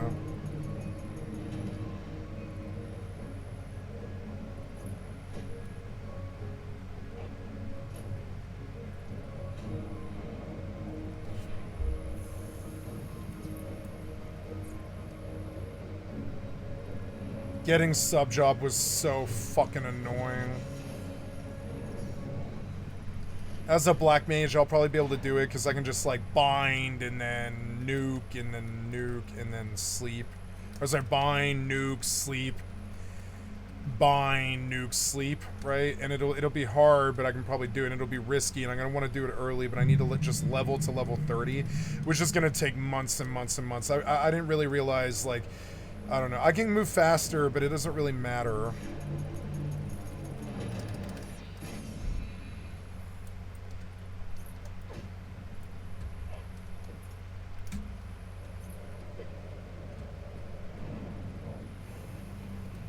I don't know. Sometimes I feel like I don't need... you put like 107 though.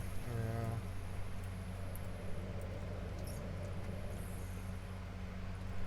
Alright, we're going back out to my fucking body again. So annoying. At least I'm like full and ready. Yeah. This game's getting suddenly major frames when it didn't before, which is weird. Who was it? I didn't see the name. Potato.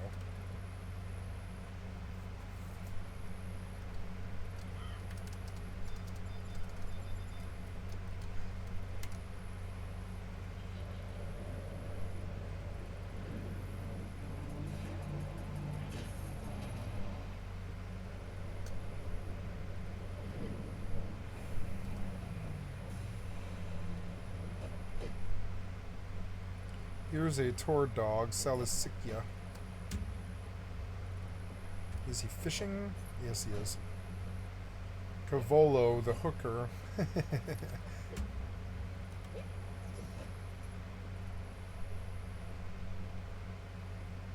There's Kittis, the illustrious. He has horses. Lots of horses. That's that same guy. He's like doing horse runs, making like 50 gold a run or something. Hey, whatever you do for money, I won't fault you.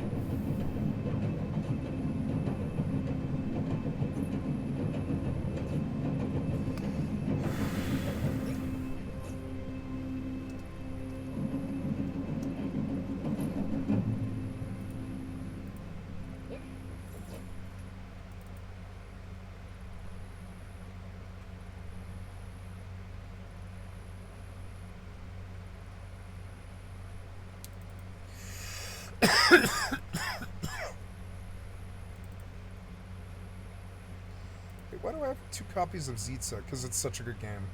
But yeah, but like, where's the actual copy of it? Where is Zitza? Is it F? Must be...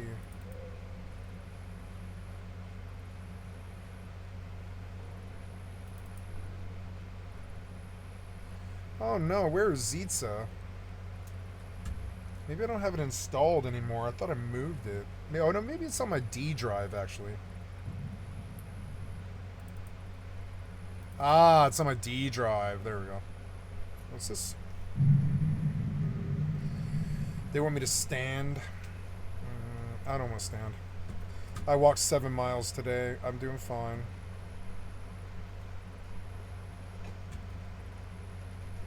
Gotta get to my body.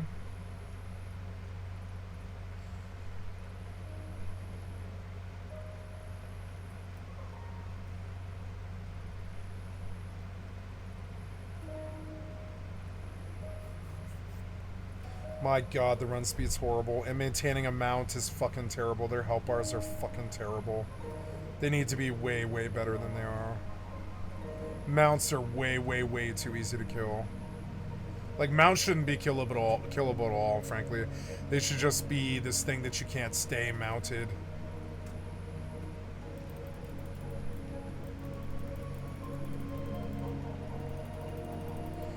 I'm gonna go dump all this because it feels like a lot of loot, even though it's not.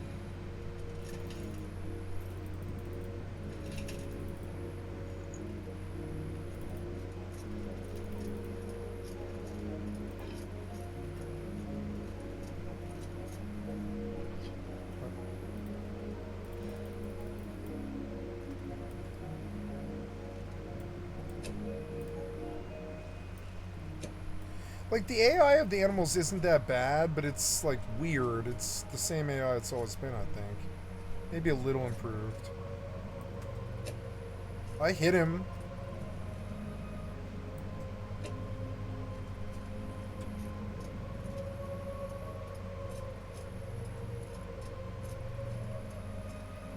Oh, I'm not wearing a chest piece? That's why.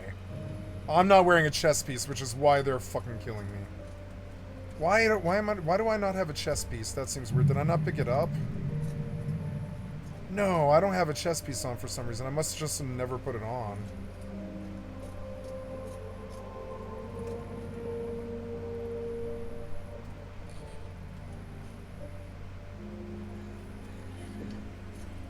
Okay, so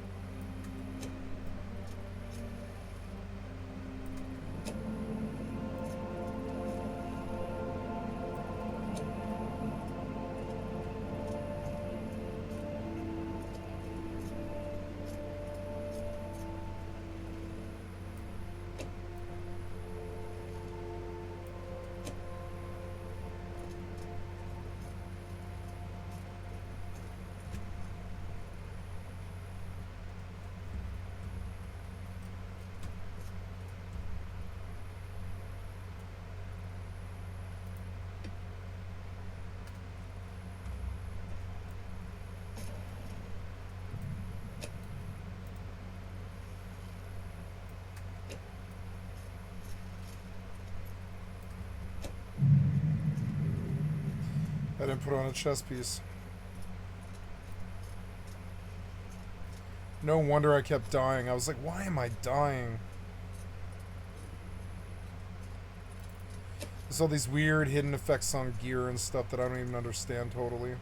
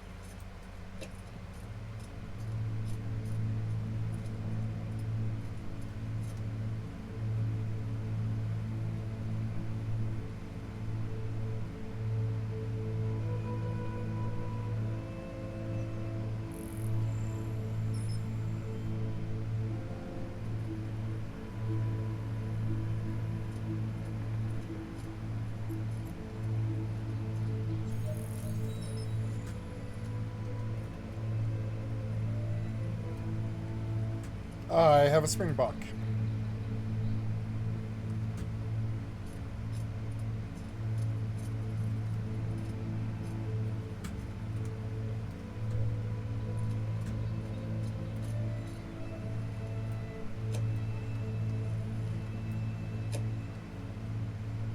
I will feed him wolf brush.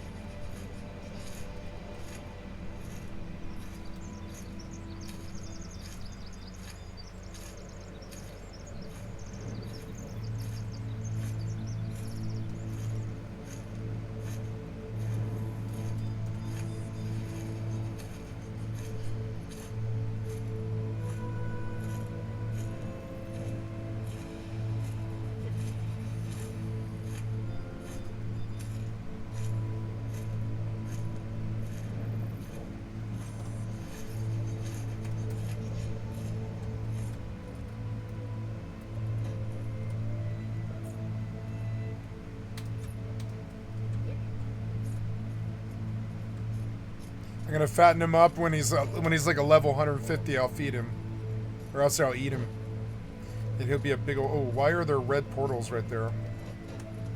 Oh no! What the hell is that? Portal from Etherworld. Ugh. Get inside my house. Hell was all that? Get inside the house. Go, go, go. Get in, get in, get in, get in, get in, get in.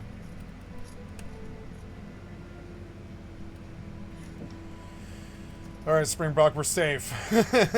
What the hell happened? Ugh, like some crazy clan came in from somewhere else.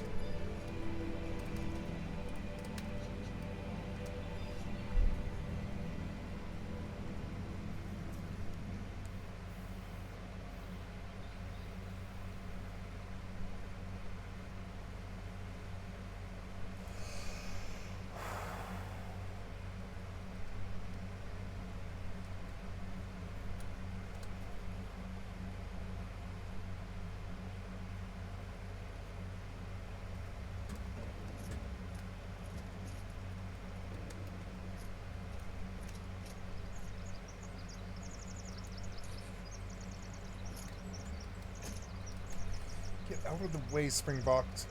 Let's go. Don't kill my Springbok. I want him to level.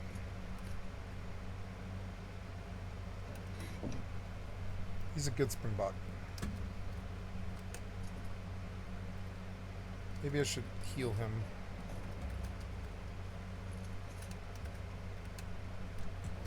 Oh yeah, I have this saddle and I don't really want to lose it.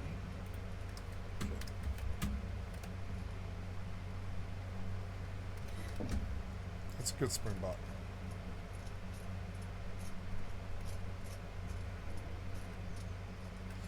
Oh, I didn't put on a chess piece.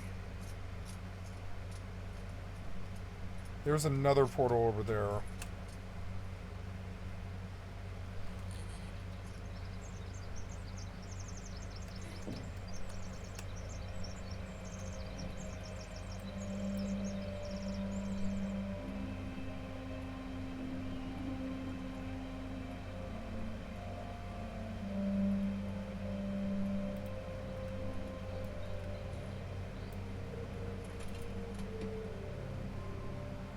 There, that's perfect. Now we're a little bit more prepared.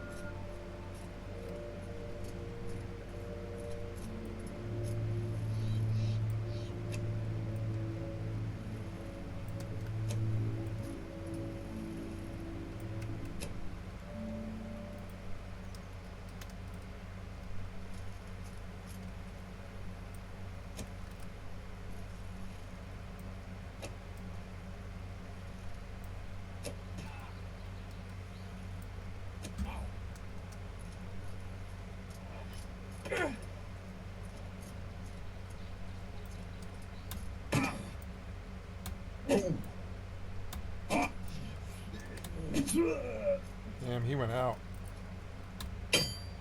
What?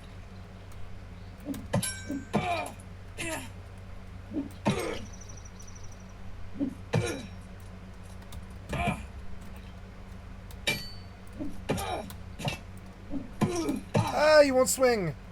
Swing, damn it. Oh, what? I needed that hit. Damn it. Just run or just run. I'm gonna. Oh. Oh. This guy's gonna kill me, huh? I don't have a horse.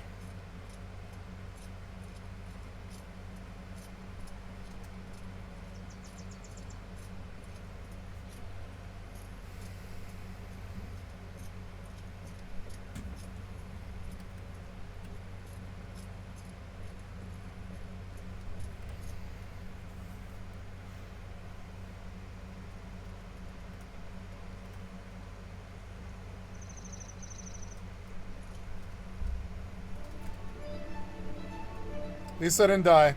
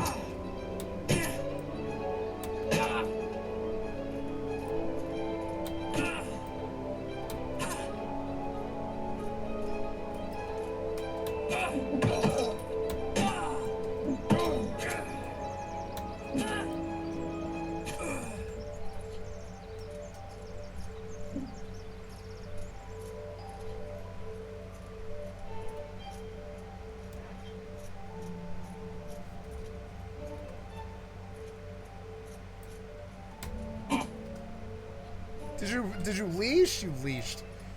Oh well, I'll bow open on you and get full health. That's fine. And my other cooldowns are coming up.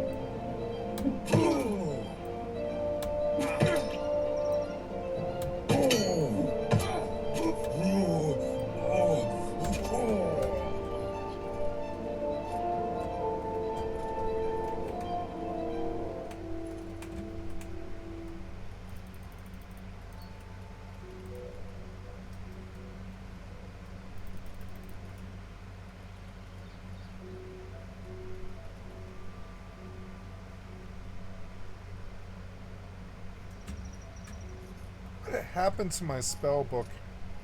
Don't you keep that? Yeah, you do. You keep the spell book. I think it's in my box, and I need to pull it out and scribe this book to it, because I think I'm like a really good scribe now.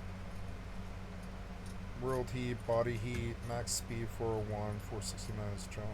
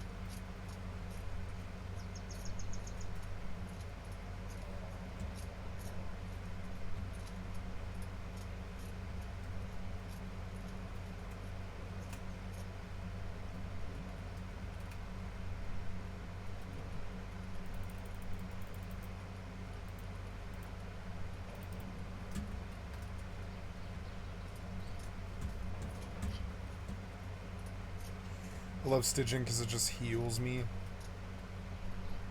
It's the best thing to chart, and I didn't know.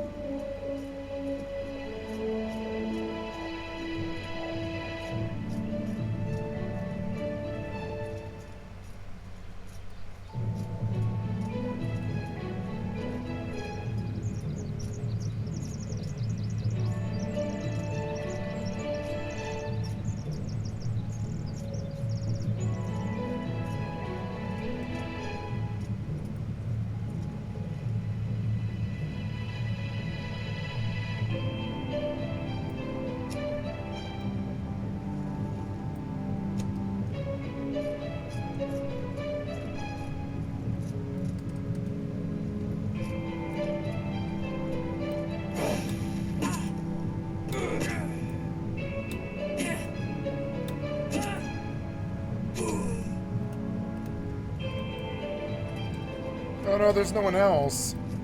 I used all my cooldowns like an idiot. Oh, I put my bandages away for some reason.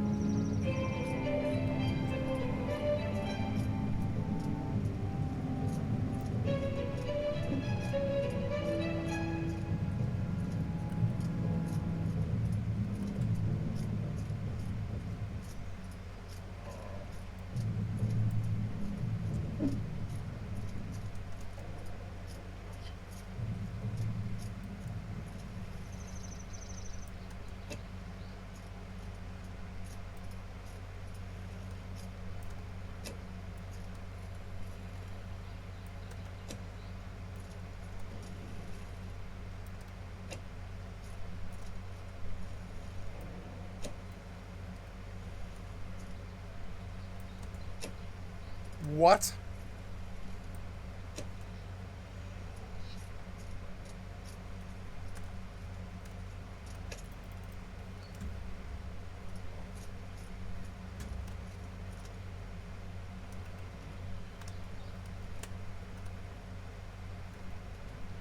Bet I could sell a lot of Springbok.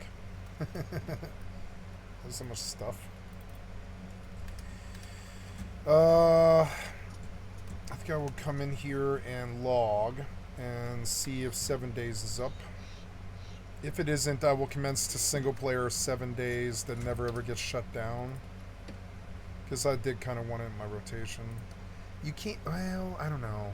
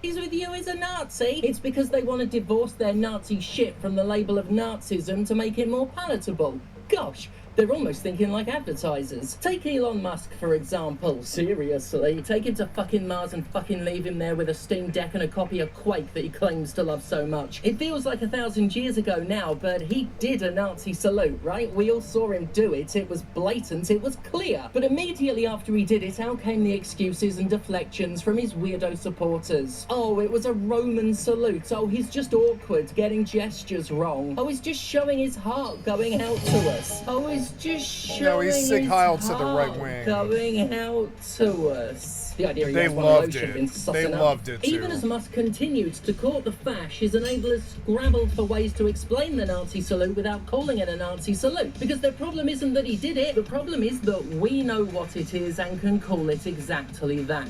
There has been a decades-long ploy by Nazis to retcon the Nazi salute or imagery like the swastika to recontextualize it and make it palatable again. To rehabilitate that which is understood to be wrong. Once you seize the context, you control the content, control the words, control the voice. Create context. Oh, can you guess one of the most commonly believed no-no words on YouTube? That's right. It's Nazi. Look, I'm not going to say that the slapdash jerk-offs ostensibly running this platform are suppressing the ability to call a Nazi on purpose because of the optics of me saying it. But, like, The website whose algorithm inevitably funnels users down an alt-right pipeline does nothing to tackle bigotry on its platform and censors videos talking about right-wing conspiracies, racism and queerphobia, but leaves the actual right-wing conspiracies, racism and queerphobia well alone, might have some, leanings. That latter point, by the way, really speaks to one of the more vile aspects of a system in which only words but not content are policed. Because yeah, you really can say whatever you like, spread whatever hate, throw out whatever dangerous conspiracy theories. You can be a full-on Nazi if you like, but so long as you don't say fuck or bugger, you're golden, which really embodies the character of American censorship, doesn't it? This dumbass, vapid, shallow form of censorship isn't exclusive to America, though. Balatro was going to be given an 18 age rating by Peggy because of gambling concerns, simply because the game used authentic pictures of playing cards. Meanwhile, FIFA sells actual gambling to children, but because they've hidden it under a flimsy facade, it's all okay. While Balatro successfully got but because they've hidden it under a flimsy facade, it's all okay. While Balatro successfully got through to the morons at Peggy, the situation was so telling. It didn't matter that Balatro has nothing to do with gambling. What mattered was utterly tenuous surface-level imagery. The message Peggy sent was grim. Do what you like, prey on kids if you want, just so long as you're sneaky about it. Context is dead, content is king, and meaning doesn't matter. This is what happens when the terms of acceptable content are dictated by people for whom legitimate harm isn't a real concern, and appearances are everything. Executive. YouTube will claim all day long that what they're doing is for the protection of kids, one of the oldest excuses our culture has. Make no mistake though, the only children YouTube wants to look after are the overgrown, diaper-shitting babies who run advertising networks. If it was about protecting children, they'd do something about those videos marked for kids. Horror content, gore content, you know what? They do something about the many, many videos aimed explicitly at kids, designed solely to sell them that fucking prime drink. The amount of videos selling shit to kids on YouTube make the Reagan-era cartoon boom look fucking philanthropic. It's not about keeping content kid-friendly, it's about keeping them advertiser-friendly. And advertisers are shallow, Gonna get some morons, water. the exact kind of fool who doesn't give a fuck about what the content means, only the exact words being said. YouTube will not stop this until every voice on the platform has been financially coerced into sanitization. Power over language has been handed over to Google and its corporate friends, who get to dictate exactly how subjects can be talked about, and will dictate it entirely to their own benefit. I felt bad for a long time after this channel died, but these days, having thrived outside of it and seeing the absolute fucking state of the place, I can only feel relief. The kind of platform on which a show like this could succeed, that's just as dead, killed in the name of executive interests like so much of our media is being. I've made no secret of the fact I have always fucking hated this website. An algorithm-driven mental drain that dictated content with no respect for context. That's what it was back in the day. Today, it's so much worse. Anyway, if all my shit's gonna be age-gated no matter what, can I just whack my tits out? We're in the middle of a heat wave. And there you have it. I was gonna say a lot more. There's a lot more I could say, but I think I've said the important stuff. Plus, it's really warm here. Not joking about that. And it's time to start my break. Again, thank you so much. Thank you to Daniel, who's on loan from Jonathan Off-Road Rules, for editing today's video. We were down at Zilla this week, but when I'm back, so will my lovely co-editor, and we'll have more stuff for you, and I'm looking forward to the extra level of creative freedom I'm going to have from YouTube's threat. You know, where it's a threat to other people, it's a green light to me, because what? They're going to age-gate all my content, are they? They age-gate half my shit anyway these days. No big whoop to me. They could kill my channel today, and I'd laugh, because I'll get the content out some way, and I'll continue to be supported by people who believe in it, and I'll be grateful for that. So yeah, I'm just not going to give a fuck when I'm back. I'll use as much copyrighted music as I want, because they're not going to slap ads on it, because it won't be monetizable. So, you know, yeah, look forward to that. Thank God for me, and thank you all so much. Just so much. Oh, and if you're going to be in Leeds Friday night, come to True Grit. Look up True Grit Wrestle on social media. I'm going to be fighting Kid Bandit again in a no disqualifications match, and it's going to be awesome. Thank you all. Goodbye.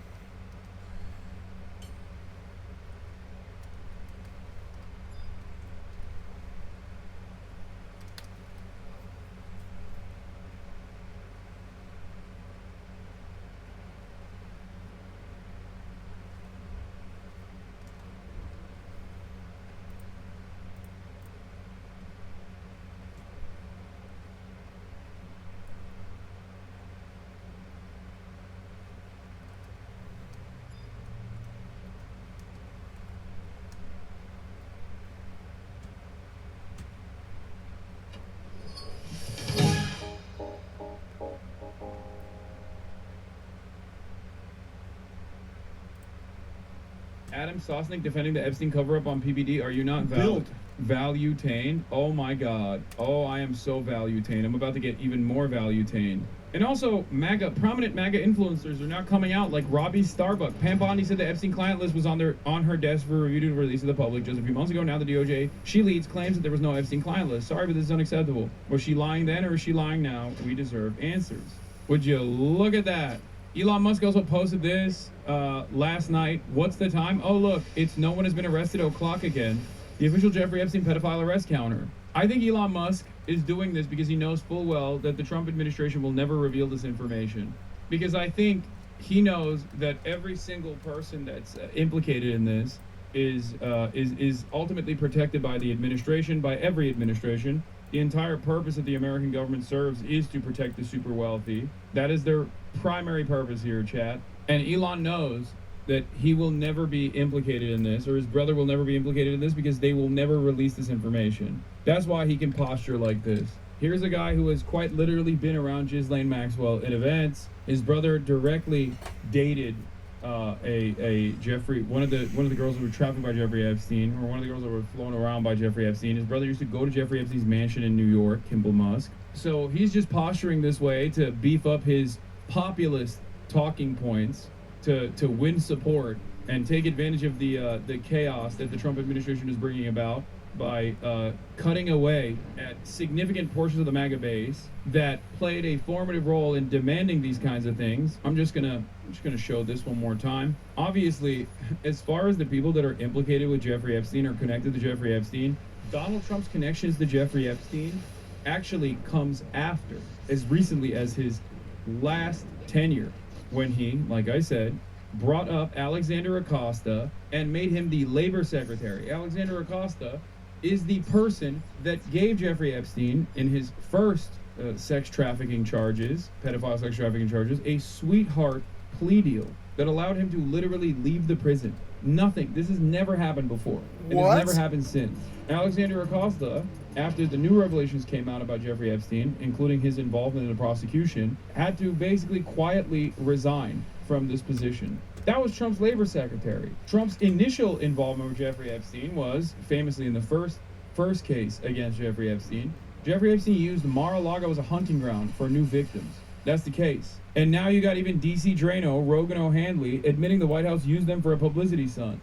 As one of the influencers who was given the now infamous Epstein binder, I want to share a few thoughts. I understand the rage people have for demanding the Epstein client list and arrest. Every influencer there that day feels the same anger watching pedo elites get away with the most heinous crimes.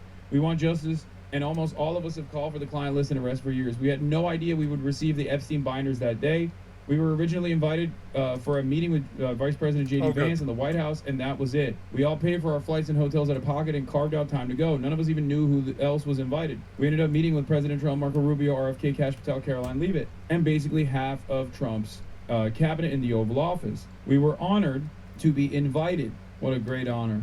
He's like, they used and abused us, man. This is fucked up. There was no advance notice about binders or any other meetings except our meeting with JD. We had a surprise meeting with the Attorney General, and she handed us the Epstein file binders. We all heard on the news the night before that she would be releasing the Epstein files that day, so it was surreal to have a copy in our hands. The photo shoot was not planned. We were walking from the White House to the Eisenhower building, and about 50-plus photographers were waiting outside for the UK Prime Minister to arrive and meet with Trump. Myself and others held up the binders because we were enthusiastic about justice finally coming for the pedo elites after living for 4 years under a rigged and stolen presidency. We were told a lot of the info. Dude, first of all, these guys are careerists. That's the reason why they were celebrating. They were like, oh my God, my conspiratorial career has finally gotten me entry into the White House. I'm like, I have direct access to the administration. They don't give a fuck about the truth. Everyone who actually cares about the Epstein case knew this. Clearly, they never cared. Also, Jeffrey Epstein was murdered when Trump was the president. What are we talking about? It's not just Alexander Acosta. Jeffrey Epstein was killed in a federal facility when Trump was the president. These guys are so fucking stupid and so goddamn delusional. I do not understand how you can be this delusional. It doesn't make any sense. Nope. Murdered? Question mark? Yes. Unless you believe the Trump administration when they say, no, you see, that's not what happened. He actually killed himself because he was really sad. Killed? I thought it was suicide. Where's your proof? Oh my god. Oh my god. Oh my. I can't believe if these guys are like memeing actively or if they just like they're drones. This is literally what happened in the aftermath of the initial New York Times reporting on the matter too, where so many people turned around and were like, no, Jeffrey Epstein actually didn't kill himself. I read it in the New York Times report. Like, they didn't even reveal any information that was convincing. Like, you just read it and you took it as fact. That's it. It's crazy that the guy who was a known pedophile sex trafficker was allowed to operate in elite circles after it was known that he was a pedophile sex trafficker. And he has, like, known collaborators, including but not limited to actual princes or former prime ministers of Israel like Ehud Barak and a bunch of the Democratic Party's elite, and including Donald Trump. And we're acting as though, like, it's ridiculous that it's ridiculous to assume that he actually was murdered. I'm sorry, dude. That's fucking psychotic. I mean, you are the biggest sucker of all time. Yeah, and now fell for it again award for the Hodge twins. I mean, they're the dumbest in the right-wing circle. I didn't vote for elite pedophiles to be protected. Yeah, wouldn't you be sad if your former cop cellmate tried to kill you? That's why former cop roid monster tries to kill you, and then you're put on suicide, well, that was him attempting suicide, actually. He just, the official narrative is that he tried to kill himself once, so then they put him on suicide watch, but then just, video footage went away and the guards were sleeping. Yeah. Officer Tartaglio. Here is Benny Johnson, February 2025. You say that the FBI has Epstein's list. They're sitting on it. Why is the FBI protecting the largest scale pederast? You say that the FBI has Epstein's list. They're sitting on it. That doesn't seem like something you should do. You're protecting the world's foremost predator. That seems like an evil thing to do, regardless of who may be embarrassed in the release of that list. Why is the FBI protecting the greatest pederast, the largest scale pederast in human history? Simple, because of who's on that list. Also, here's Jedediah Vance. Here is our boy JD. Our boy JD speaking on it, speaking facts on Theo Vaughn. Everybody in politics has a vice that's much worse than alcoholism, is the way that I put it. But we Release the list. Seriously, we need to release the Epstein list. That is an important thing. Oh, my drone. Here's a video of Trump saying he thinks the Epstein list has a lot of phony stuff in it. Would you declassify the 9/11 files? Yeah. Would you declassify JFK files? Yeah. Yeah. Would you, I did a lot of it. Yeah. Would you declassify the Epstein files? Yeah, I would. All right. I guess I would. I think that less so because, you don't know. You don't want to affect people's lives if it's... Less so, I guess, less so. Less so. I mean, who amongst us haven't taken a short trip on the Lolita Express? My private plane is much nicer than Jeffrey's, Jeffy boys, but I have been on Jeffrey's plane before. Less so, lots of elite implicated. Some of y'all's faves will be implicated. Don't like it. Don't like that at all, obviously. Believe me, folks, don't like that. Whoever he was working for, Epstein, Mossad, CIA, everything. Apparently, the most powerful people on the world were flying to an island and having sex with underage kids because she said it. There's tens of thousands of hours of them doing it. If we're built on that and the most powerful people that are running the show are in charge, the guys telling Cash to tell, the thing that you just read, shut up. Shut up about it. Hold on, you know who I am. He knows who I am. I want accountability for everybody. If it's Trump, if it's Bill Gates, if it's Bill Clinton, I don't give a shit. If it's the president of anything, expose them, because Adam, the truth has to come out. Okay, so I only have one question for you, my dear friend. I agree with you, but at what price? But at what price? The government. At The what government. price? The government. Bro, what do you mean, at what price? What happened? Are your homies involved or something? Like, what do you mean? At what price? Cost? Yeah, Your the cost of job. what? We Your get to job. know who the Your villains job. are? Your at job. the cost of justice? At the cost of unearthing tremendous amounts of evil? I think it's a good cost. Me too. What do you mean? So you're saying to expose whatever happened on Epstein Island, you're willing to do whatever this looks like. Yes. Tear down the government, expose all the secrets, put America basically in harm's way, just to find out what's Epstein. What do you mean, Adam? Because these are the most powerful people in the world. Oh my God. That's bullshit. Adam, so let the truth be told or the heavens fall. I don't care. Yeah, Adam. And that's who Vincent Oshana is. I am 100% accountability, and I don't give a... Adam, if that's what we were built on... What price? I don't give a shit. Tearing There's down no America? price. Guess what the price is, Adam? God. So God's the price. You're going to answer them You anyway. want to rule a city of ashes. I don't give a shit if it's built on pedophilia and raping kids. Yes, because you're being emotional. No, I'm not. I'm being you real. have to understand I'm being the real. whole concept of do you want to cut your nose off to spite your face, but do you want to cut your whole nose off and ruin your entire face because you care that much about this entire Adam, if issue? the machine is running right now because pedophiles are running the show and they're telling him shut the hell up because we're all pedophiles, knock it down. And my last thing, Pat, what bothered me about what he said is we're not going to re-victimize the girls and the victims. We're not going to do it. Cash? Cash. Guess what? Nobody wants to see any girl. I don't want to see any kids, male, boy, underage. Blur them out. But who's the guy that's touching them? Who's the guy that's molesting them and raping them? I can't believe I'm in agreement with Vinny Redface over here. I mean, he's right. And he's getting that same tomato complexion he got when he was talking to me.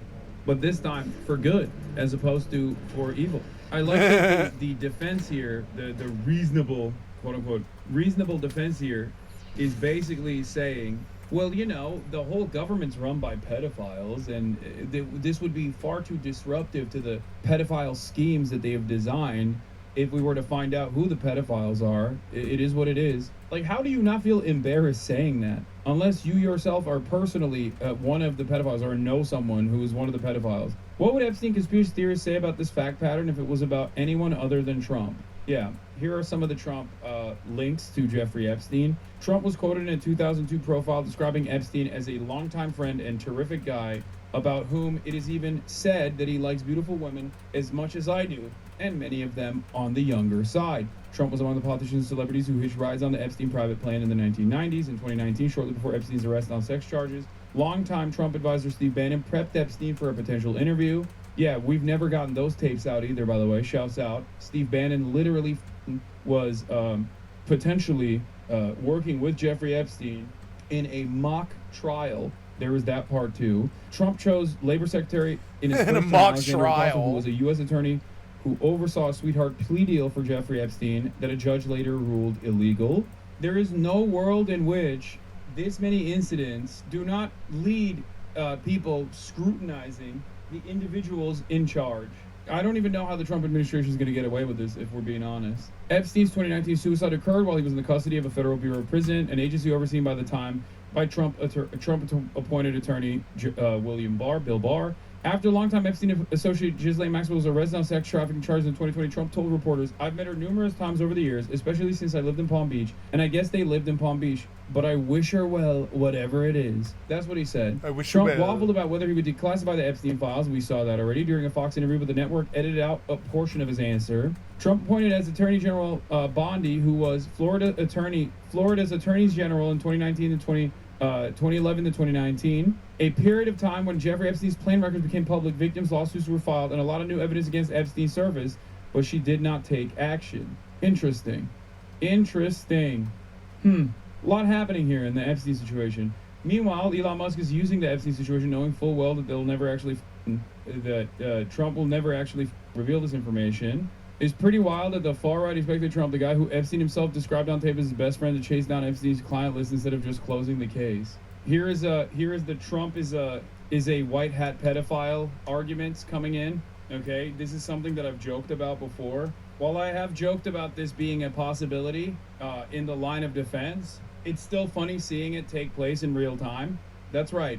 Trump DOJ investigated his ties to Epstein and found nothing. I love Trump. He's the best leader in our lifetime, maybe in history, but no one in MAGA thinks that he's not a pedophile / into incest. It's not ideal, but it's a flaw we live with, and I doubt he still acts on it.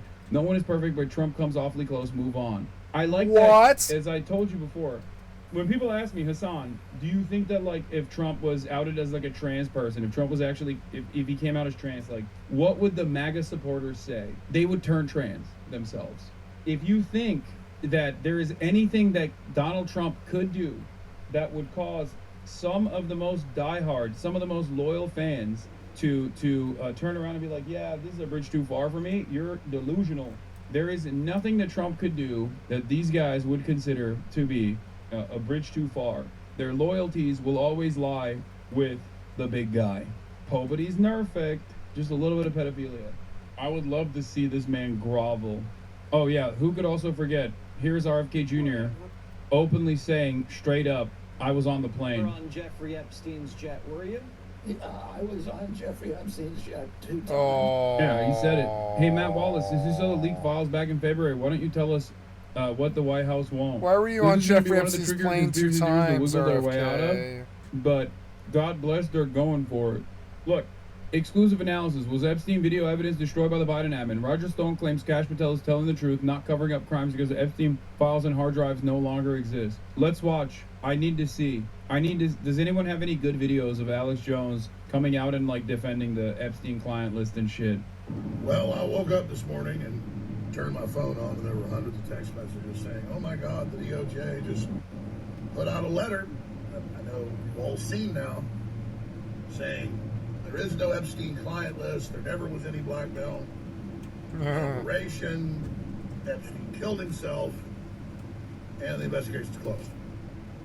Sure. Everybody wants to know what I Why think. not? I love that he's driving, and neither hand is on the wheel. Watch as he uses his hands to communicate. Trump had 2 ways to go with all of this. He could prosecute all of these incredibly prominent people, household names, or they could use the information to blackmail the deep state. I've done deep research, had a lot of contacts, and know Trump's MO. And he's not into kids, he's not into being peed on, and Russian hotels, all that was lies. We now know from the CIA and Brennan, and they're very... Oh, he's using the pedophile blackmail to blackmail the blackmailers. Oh, I get it now. Oh, that's why. Chat, you were misguided into thinking that he was protecting, engaging in ass covering for all these pedophiles.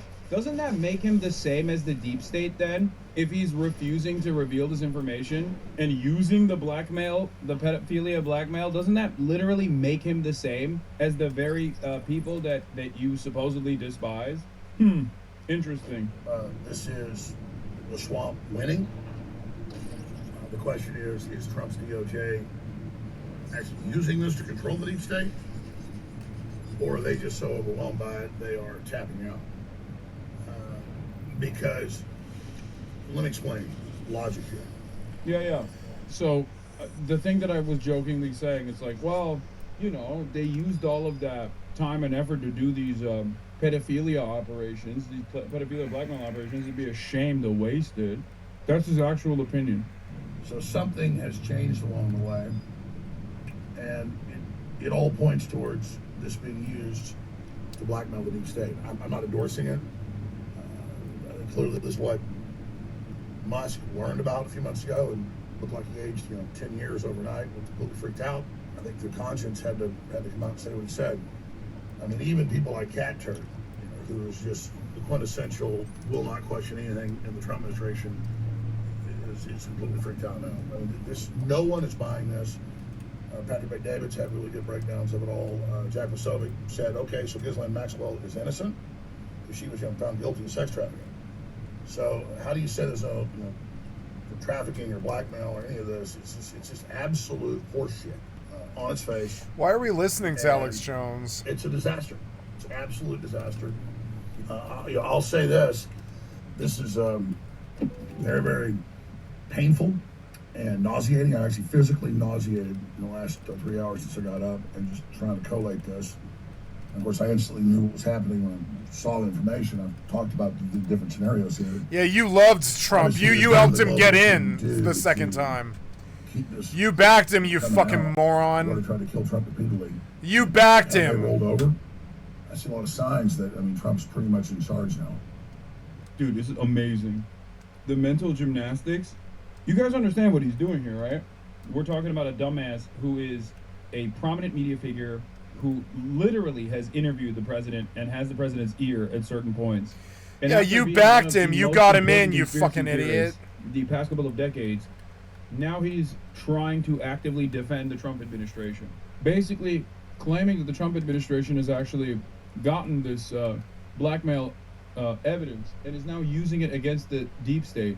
Doesn't that make Trump the deep state? I'm going to say this in closing. I'll be covering it all today at 11 a.m. Central when my show kicks off. We are seeing 96% reduction in smuggling of humans across the border.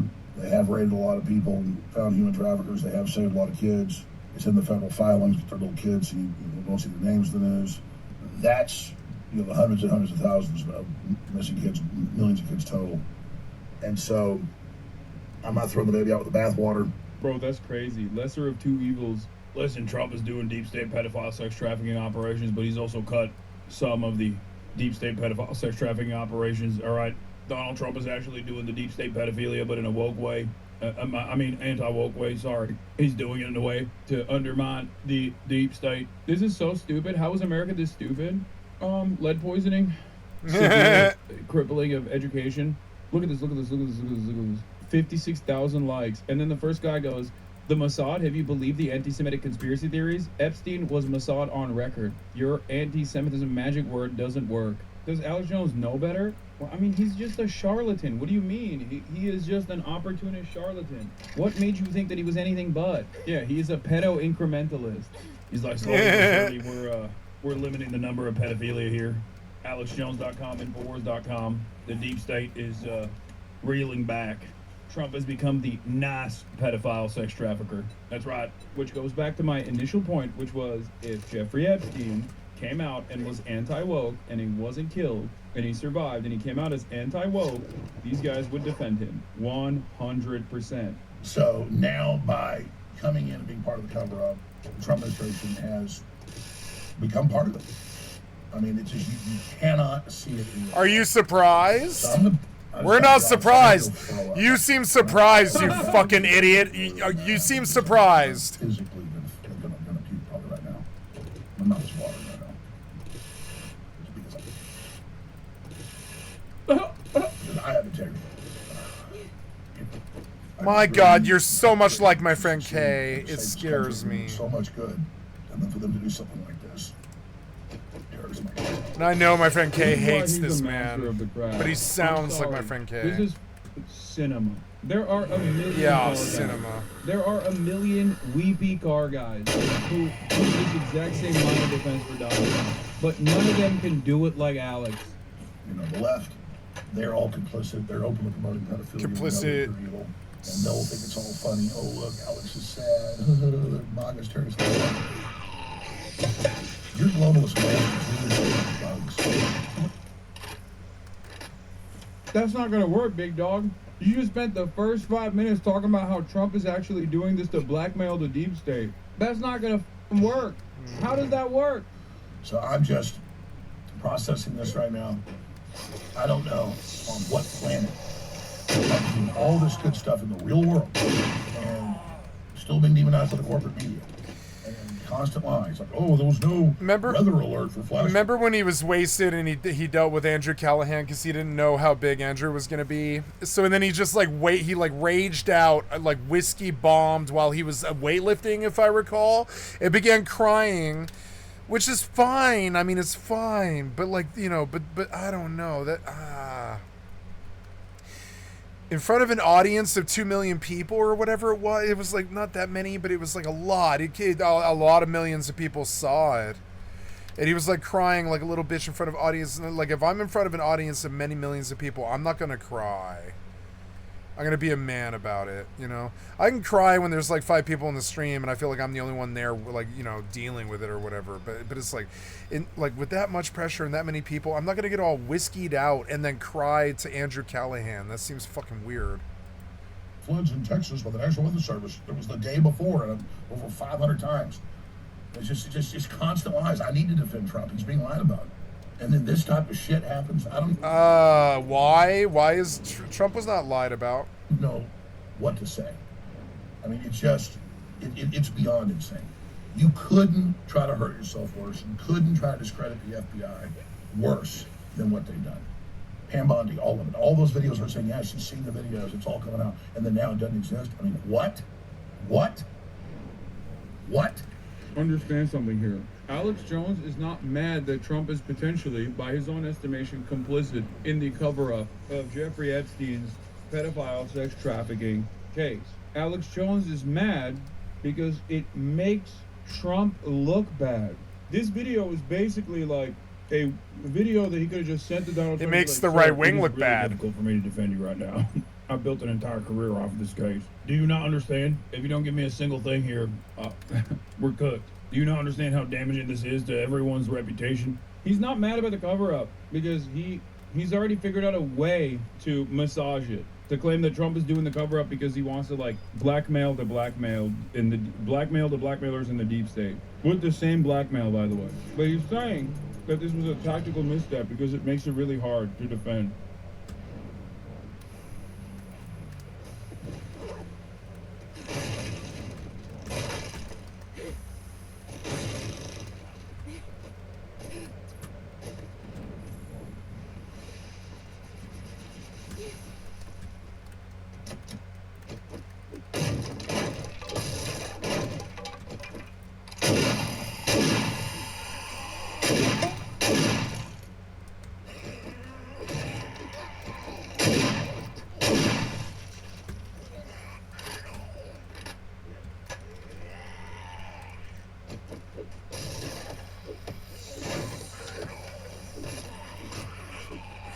Oh, Jank, good old Jank.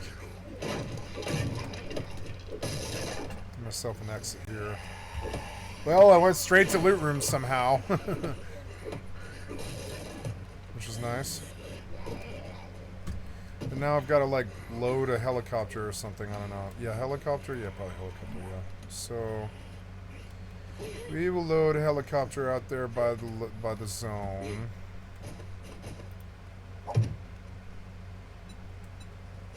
Oops.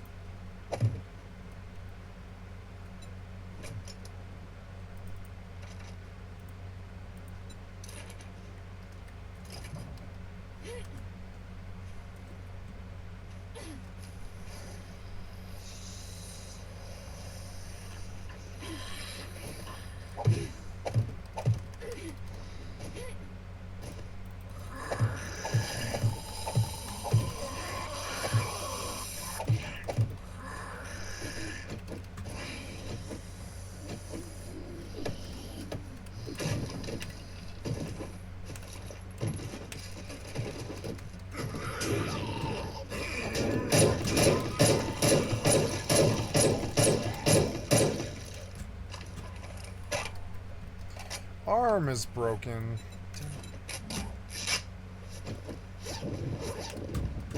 There's a level 5 robotic sledge.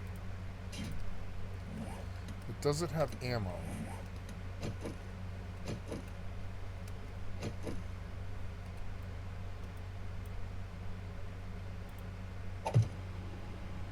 Yeah, but does it have ammo? I don't think it does.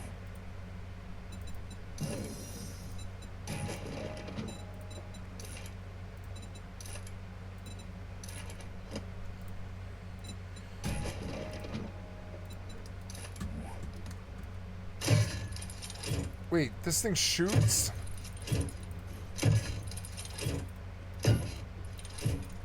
Wow, I didn't know that. What's it do? That's weird.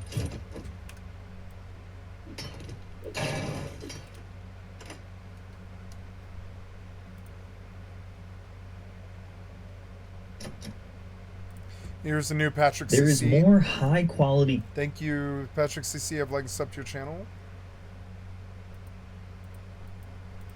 Content available than ever before, and yet most people feel like there is something missing. There was once a time where it felt like we were all on the same wavelength when it came to entertainment and pop culture. Everything felt more impactful. Movies were bigger, music spread further, famous people were actually famous, awards meant something, and if there was a shocking story in the news, it was impossible to miss. It was much easier to have your finger on the pulse of pop culture, and it created this bond that we had together as strangers, and we took it for granted, because now that that bond is gone, the world of entertainment, music, movies, shows, social media feels oversaturated, confusing, and dull. I bet most of you can relate to this. How many times these days does someone say to you, "Hey, did you hear about," or "Hey, did you see And not only is your answer no, but you literally have no idea what they are talking about. Life wasn't always like that. What we are missing today and for the past few years is a monoculture, which is essentially one culture that all Americans are connected to.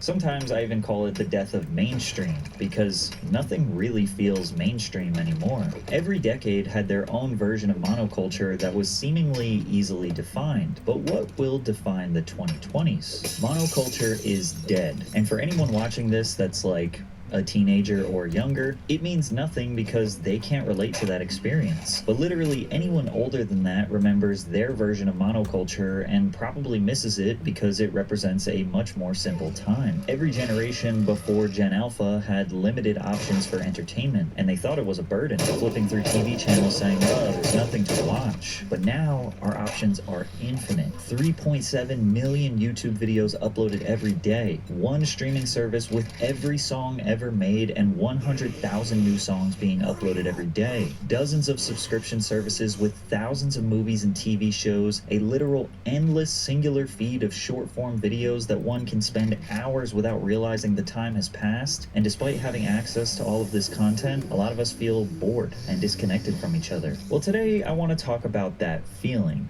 That feeling like something is missing. I believe it is tied to the death of monoculture. So let's dive into how we got here, where it went wrong, and actually why some of you might consider it to be a good thing. Entertainment has always evolved based on the available technology. The easier it is to consume, the less impactful it is. Movie theater ticket sales had their all-time peak in the US in 1946. Over 90 million weekly admissions were reported, which means that about 60% of the US population went to go see a movie that year. Now, were movies objectively better in 1946? Absolutely no. There were just less of them, and less entertainment overall. The introduction of the television likely slowed down movie ticket sales, but opened up a whole new opportunity for entertainment. Cartoons, sitcoms, and of course, ads. You've probably never heard of Spokio, Truthfinder, or been verified, but they've definitely heard of you. These are data brokers. Their entire business model is collecting your personal info and selling it to anyone willing to pay. They provide reports like this that have information about you, including your contact info, address, your relatives, and maybe even what car you drive. This stuff isn't just floating around by accident, it's being packaged, indexed, and sold legally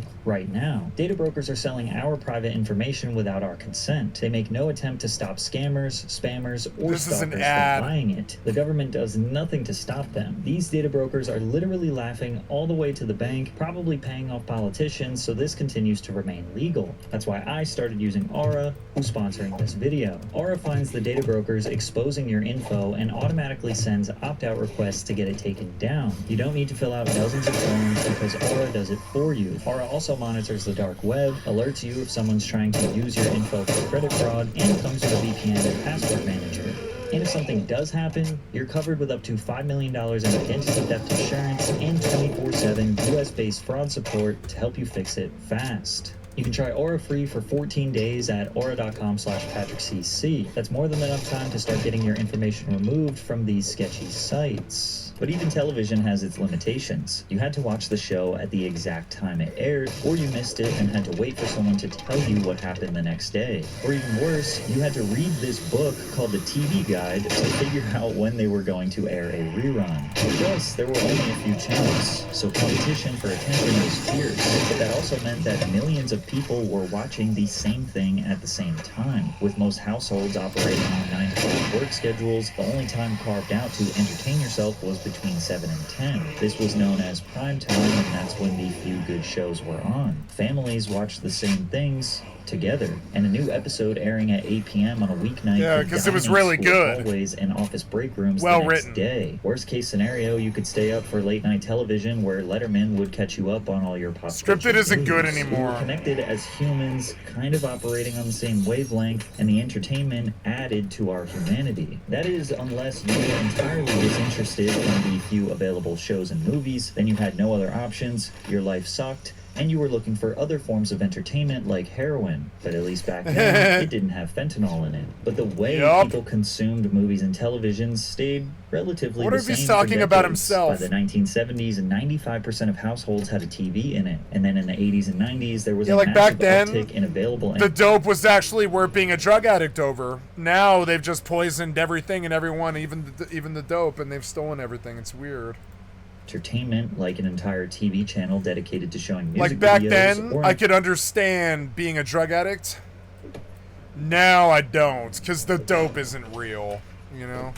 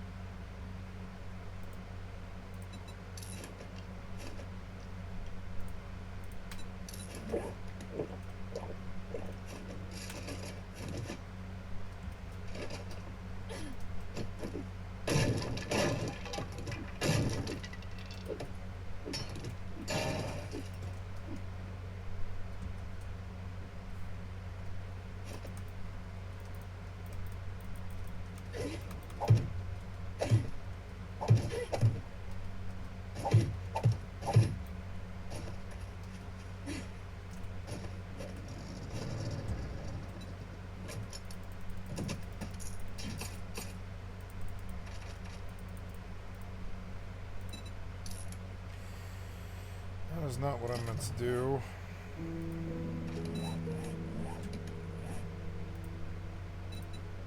Lame.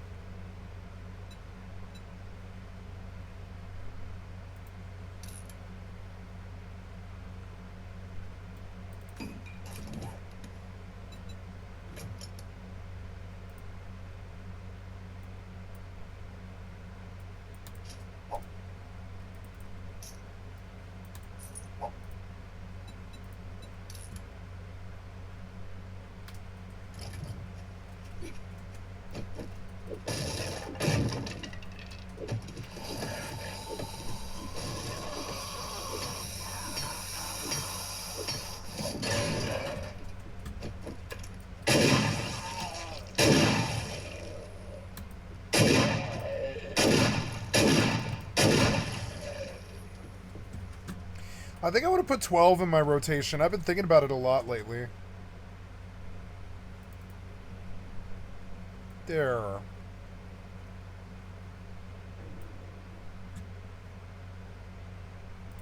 $12. 12's a good game.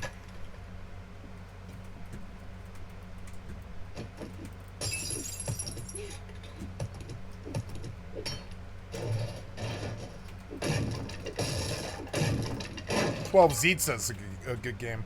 The original 12 was a crappy PlayStation 2 game, but Zitza is a fucking masterpiece.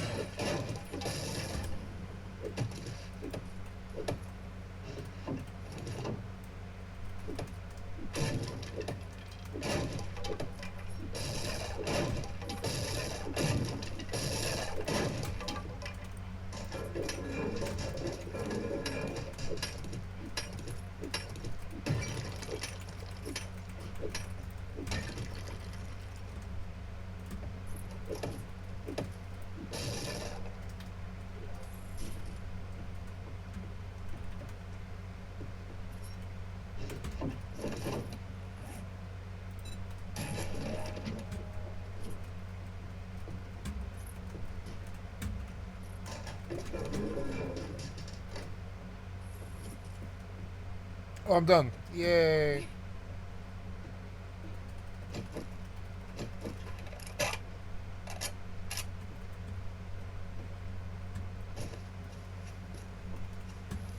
Ooh, do I have points? Yes, I got 1 point. I need parkour, which will take 6 points in agility. That's agile.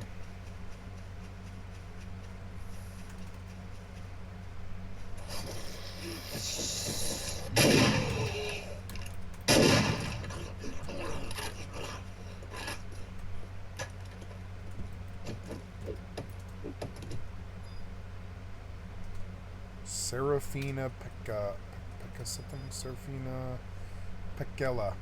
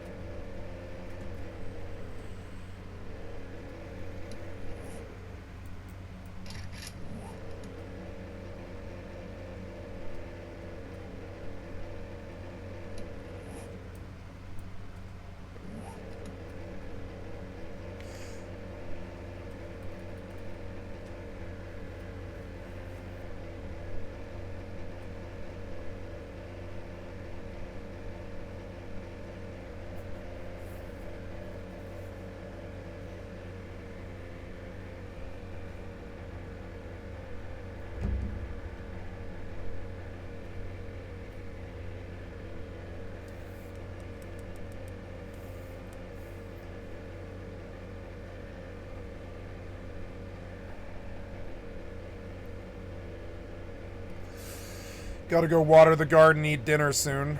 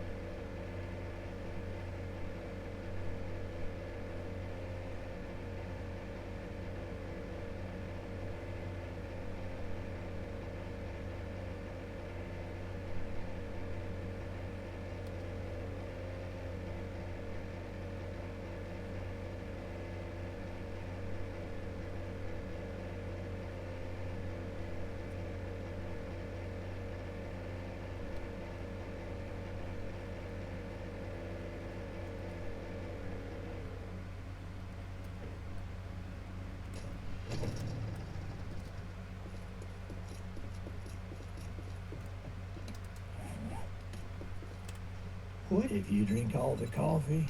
I'll kill you.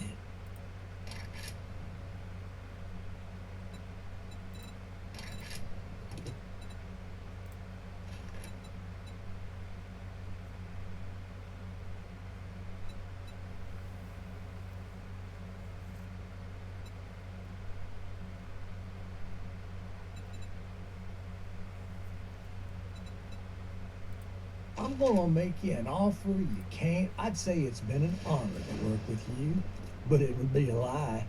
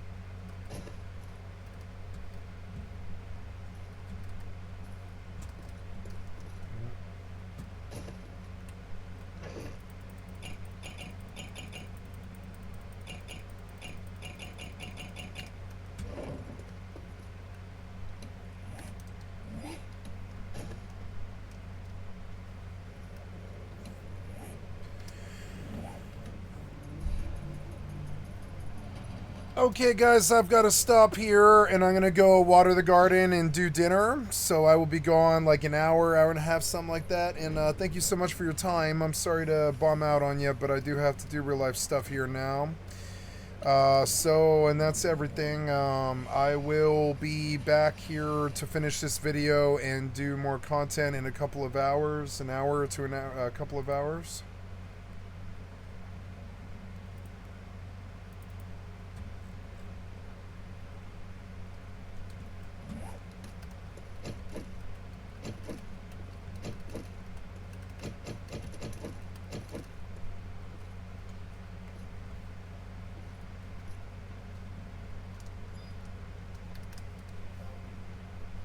So, let us pause this video and stop this. Hello. Hi, people. Yeah, microphone's on. Sound is doing well. I have a cat in my lap, and she is cuddling. Oh, she's cuddling. Yeah, she is such a good kitty. Such a good kitty. Such a good kitty. Such a good kitty. Oh, let's put you on the camera, kitty. You don't want to pay attention to this, do you? You're like, nope, I'm not going to pay attention to whatever you're doing behind my ear. You're just not going to do anything, are you? Hey, look over here. Look over here. Looking for the camera. Beautiful kitty. Okay, we have a beautiful kitty. Yes, we do. Okay. We're going to do some space fucking. And some space trucking. My name's Space Buck, and I like to space truck. Yeah, kitty, I'm here. Don't worry about me. I'm with you, baby. I'm here with you in this beautiful moment in time. It's a beautiful kitty. Rat problem? Wait, what? Oh, okay. Large group of janitors. Okay, well. Take me there. Missing cargo. Oh, kitty, you're so cute. I just love you. Gonna have some wine. Gonna have some pussy. Gonna have some gaming. Gonna have my beautiful face. I need to clean my camera lens. I can't move because I have a cat. I have a pussy in my lap, and I can't do anything. It's like I'm disabled by pussy. Yep, there we go. I cleaned the camera lens. Hi, kitty. I'm going to continue to pay attention to you. I was just cleaning my camera lens. Yeah, hi. Are you leaving? Okay, you can leave if you want to. Yeah, it's all good. It's all good in the hood, kitty. You live here. This is your house now, bitch. This is your house. This is your home now. Yeah, you, bitch. Yeah, you. No, you're not a bitch. I'm kidding. This is your home now, B-word. Don't you want to go in your home? I can't move this thing. Okay, autopilot. Oh, cat butt. Know what? Cat butt. Know why? Cat thigh. Cat butt. Know what? Cat butt. Know what? Cat butt.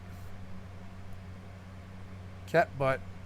Know why? I recommend some content to watch. Cat thigh. I'll recommend some content for you, AI. How about my butt? Oh. Go back, you. Go back to what I'm doing. No, go to this thing. No, yes, I do. Yes, I want to go to that thing. Now, take me there. Take me there. Know why? Cat thigh. Know why? Cat butt. Know what? Cat butt. Know why? Cat thigh. Cat thigh. Oh, hello, cat. Oh, you going for some sweet lovin'? Yeah. Oh, you want some sweet lovin' and touching? Yeah. Well, damn, baby, I just gave you some sweet lovin' 5 minutes ago. Aw. Okay.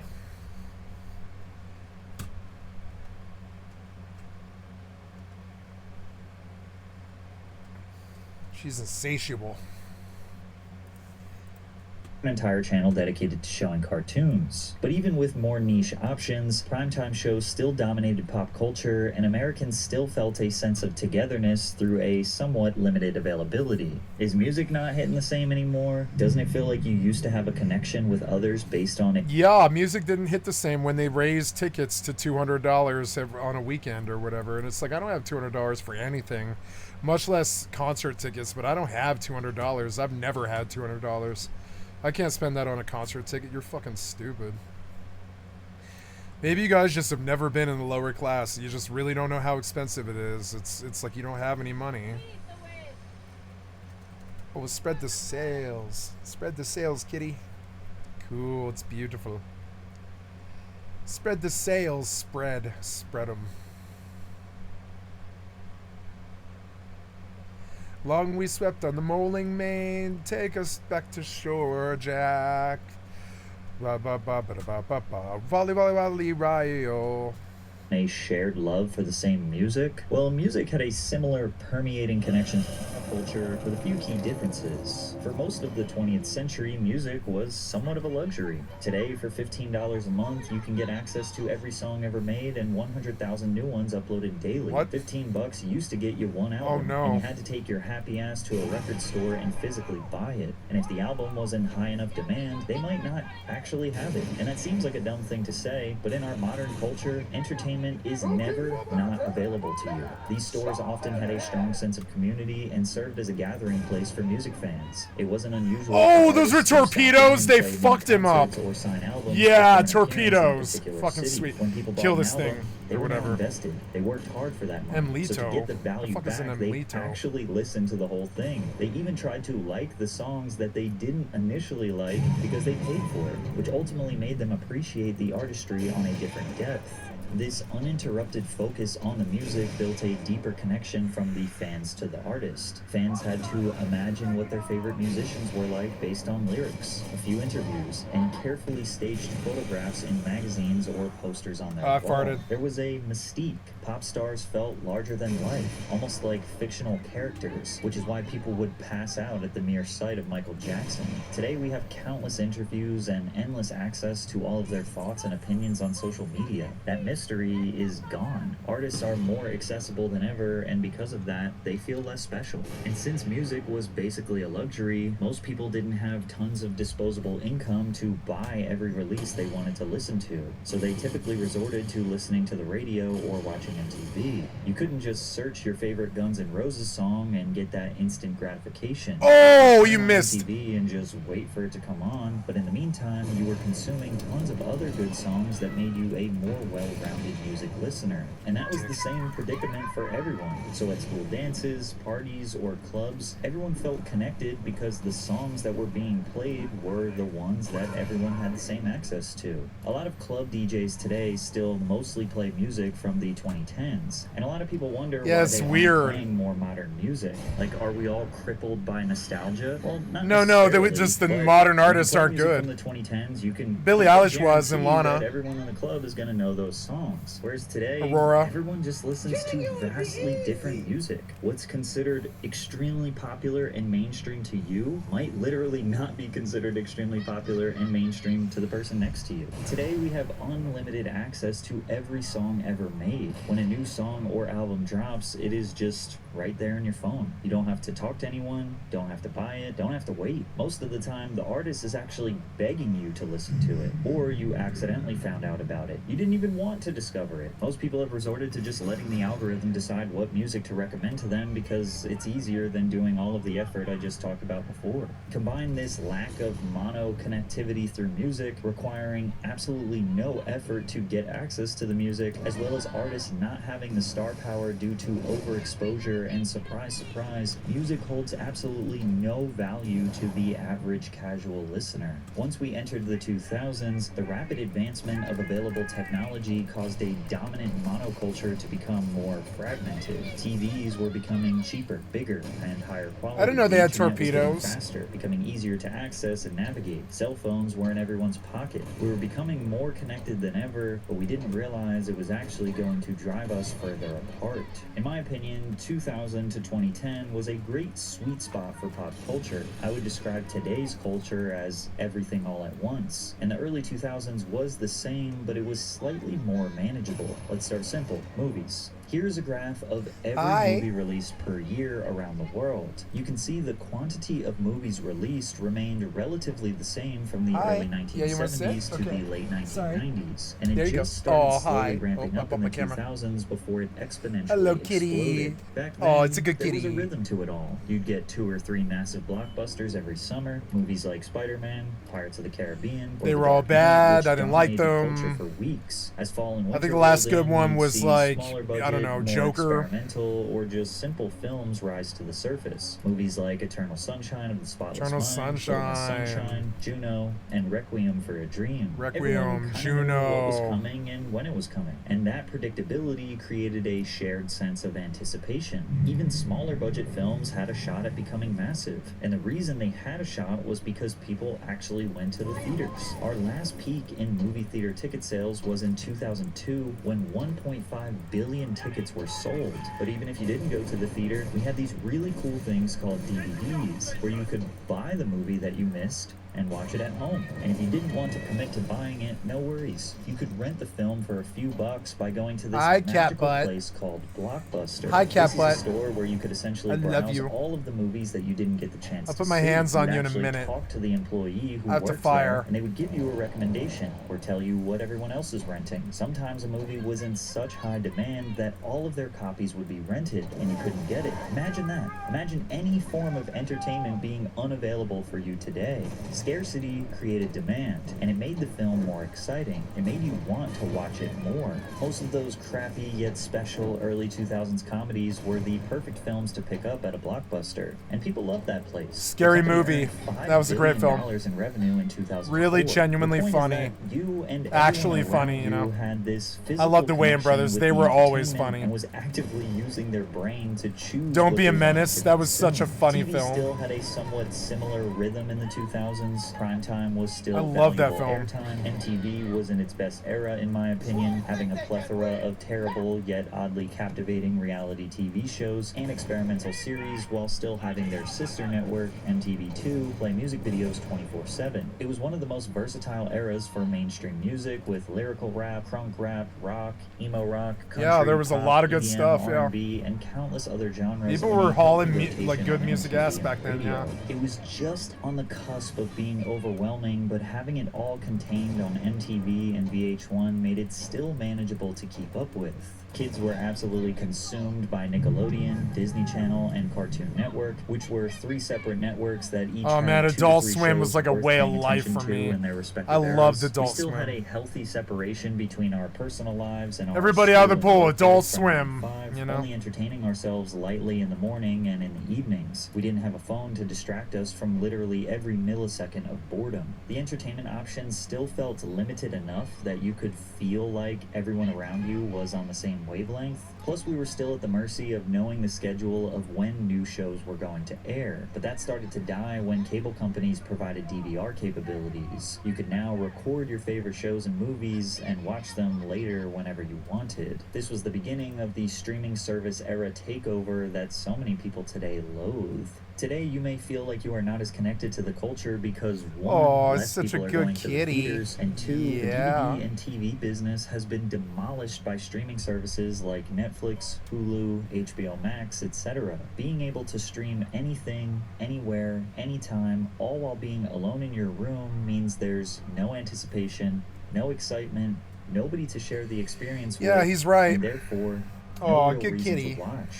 Which is why you simply scroll and scroll through endless choices, waiting for something to magically grab your attention, waiting for something to give you a reason to watch, but it just never happens. On a lighter note, every now and again, we do have a monoculture moment. I think back to the Barbie movie where girls were excited to dress in all pink and drag their boyfriends to the theaters, only for the guys to immediately after drag their girls to see Oppenheimer, where I'm assuming many of them fell asleep. I think back to Squid Games, where it felt like everyone in even their mother was blindsided Oppenheimer by was this dystopian okay. take of capitalism disguised as a game show. As far as films go, it feels like it's only every couple of years where there is a moment that we are all in sync. And it used to be literally all year, every year.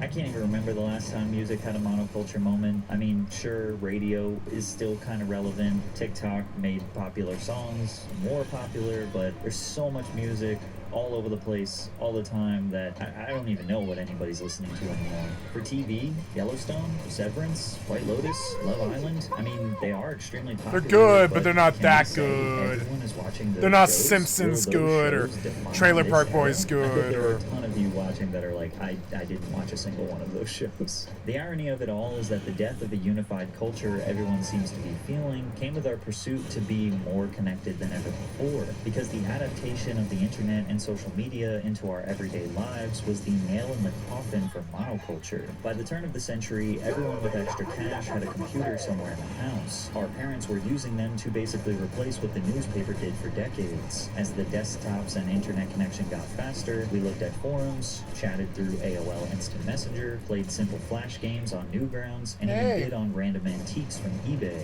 Being connected to random people all over the world was beautiful. You were no longer limited to the thoughts, beliefs, and interests of those in your geographical location. The internet was still somewhat difficult to navigate. You know, there was a time when Google didn't have all the answers. You had to check other search engines like Yahoo and my favorite, Ask Jeeves, to find what you were looking for. Videos would take forever, which I to never load. ever The used. I don't quality think anybody was ever often did terrible either. and sometimes just straight up didn't work. Using the internet kind of felt like exploring uncharted land. That friction, scarcity, and lack of instant gratification Yeah, was you what want me made to it touch special. you? It Okay. was worth working love for. you. Today, we just expect things to work. We demand convenience, and we are willing to give up our human autonomy for it. Initially, the entertainment industry as a whole saw the internet as a threat because of piracy. Suddenly, millions of people could download movies, music, and TV shows for free through networks like Napster, LimeWire, and torrent sites, completely bypassing traditional revenue models. Studios, labels, and networks feared the collapse of their business structures, as physical sales and TV deals were at the risk of being replaced. The internet stripped them of control, and for the first time, the consumer had the power to access content without paying a cent. From the consumer's perspective, the logic was simple. Why pay for something when you can get it for free instantly? Piracy wasn't just about being cheap, it was about convenience. Buying a CD or DVD meant going to a store, spending 10 to 20 bucks, and hoping you'd like the full album or movie.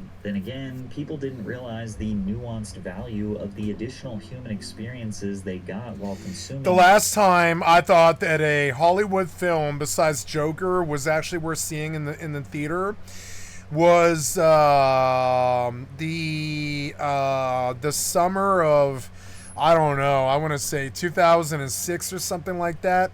They redid Day of the Dead, or I'm sorry, was it? No, it was Night of. There was it was like Day of the Dead, I think it was, or Night of the Living Dead. I can't remember which one. The one where they're in the mall. There's like 7 Living Dead films, and I can't remember which one it is. It's like, it's not Diary or Day. I think it's Night of the Living Dead, but it was like a remake, remaster.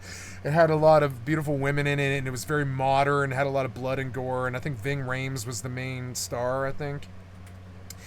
Anyways, we saw this remake in I'll never forget. It was like, I don't know, in Centennial out there by I-25 in Arapahoe. And I brought all the band and all the friends and all the girlfriends. And there was like 24 people. Like, you know, we brought like 4 cars and shit. Oh, I can't shoot this person.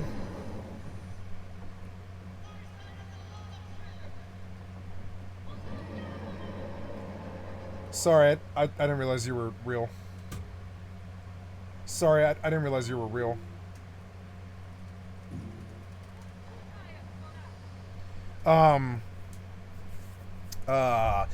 So we went up in the theater, and for some reason, We were the only kids there. It was the greatest thing to almost ever happen to me. We were the only kids in the fucking theater. It was amazing. We smuggled in 40s. When we got in there, we were like, oh my God, send somebody out to the car. So we did. We like let somebody out, and they went through the back door and stuff. And they came back in with a backpack, and then for some reason the security just didn't ask, and they brought us all 40s. And they brought us like all 40s. So we drank 40s of Steel Reserve up in the fucking theater and shit. And then I'll never forget, I fucked my girlfriend, and so did my friend Robin, and my friend Robin and his girlfriend. They went down in the corner, and we went up to the top, and I fucked my girlfriend in the theater to Night of the Living Dead. And there was like 11 people in the middle of the theater, and then there was like 2 couples, and one was down and one was up, and we were the couple like at the top, you know what I'm saying? And people kept trying to look up at us and stuff, and she was riding me, but I didn't give a flying fuck. It's not like they could see anything, you know? And it was just that we were like drunk, and we were smoking weed in the fucking theater, and this was like a Regal theater too. It was insane. I can't believe we didn't set off the fire alarms and shit. We were smoking cigarettes and smoking weed and drinking and shit. Oh, what's this? Oh, I missed him. That dick. It was the most fun I've ever had in like a theater. It was just amazing. It was and I'll never forget that. And I was like, I don't know, maybe 17, 18, something like that. And it was the most fun I've ever had in a theater.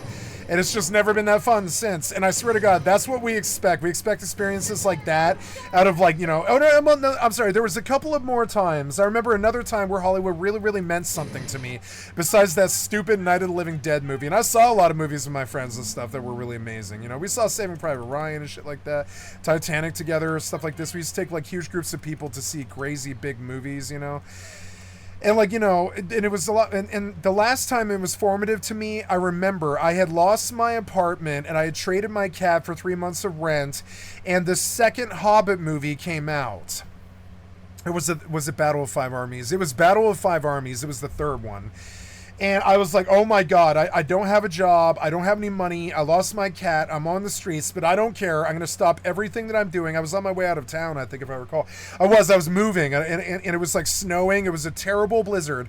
And I was like, I haven't done something fun in like 4 years. It's only been bullshit. It's only been the destruction of my crew, the breakdown of our apartment, like the raising of the rent in Denver, the end of being a child, sort of. We were all like 31, and we all knew that we just weren't young anymore. It wasn't that cool to party and hang out at bars with girls anymore and shit like this, you know. It was kind of like a wake-up call for me. It was shitty. And I was like, I'm going to have fun. I used to have fun all the time. I used to be a person who had fun and only fun, you know? And I looked up one day and I realized it was like winter and it was blizzarding, and I was watching television at this house that I was moving out of. And we were like sitting on the couch, and my roommate was asking me what I was gonna do, and I was like, I don't know. I have no fucking clue. I don't know what I'm gonna do. I have no fucking idea.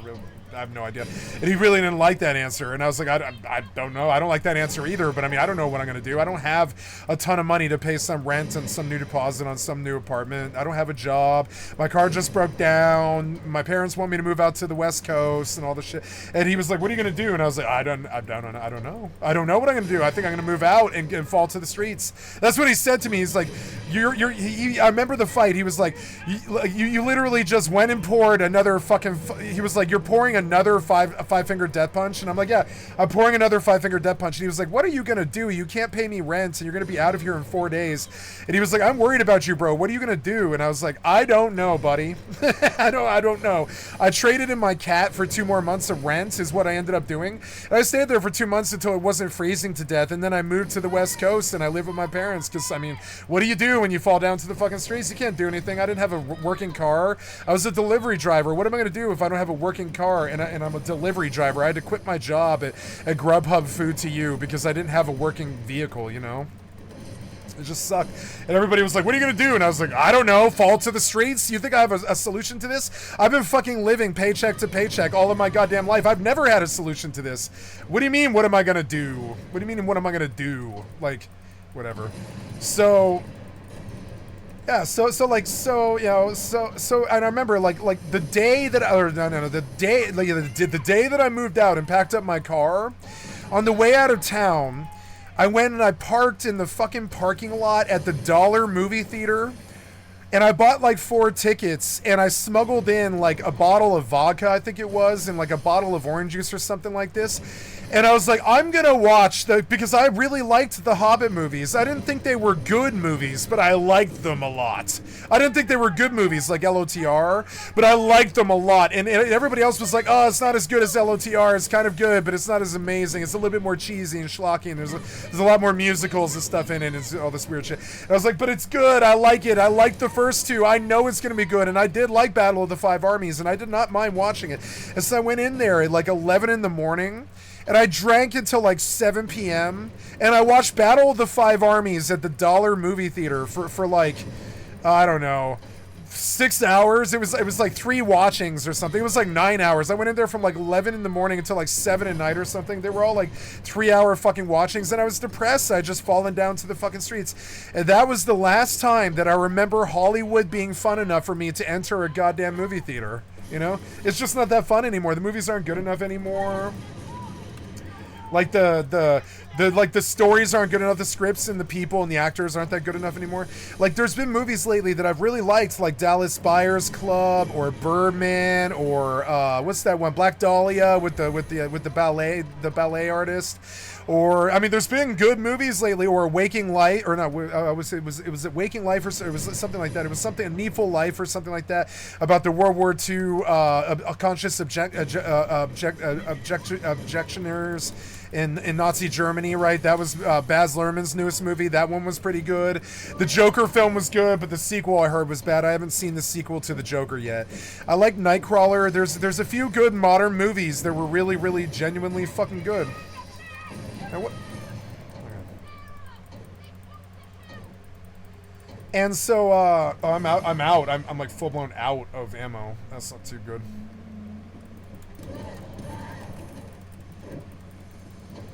Why is this level 5 not dying? It's so fucking annoying.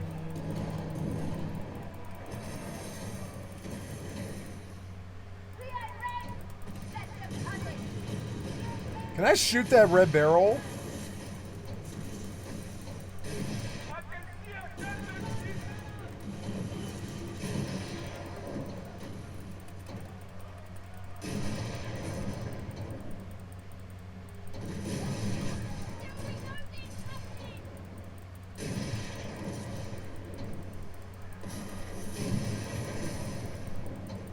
I like that this level 3 is like dick riding me and stuff.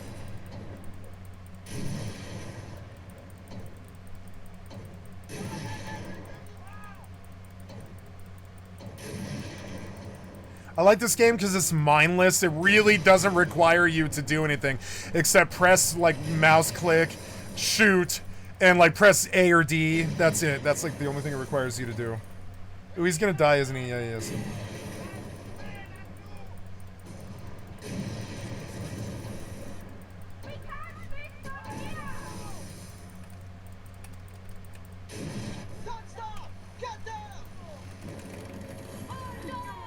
I boarded this guy in the middle of the battle. Yeah, I'll take the money. Yeah, I'll take all. Yeah, sure. Yeah.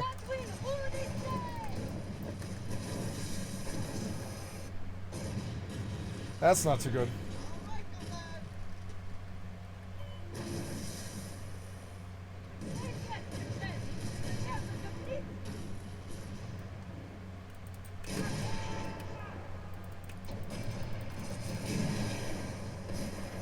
He's gonna die. It took like an hour, but I killed him. Like Final Fantasy 11. Oh yeah, thank you, Foul HX. Good teamwork. Good hunting, huh?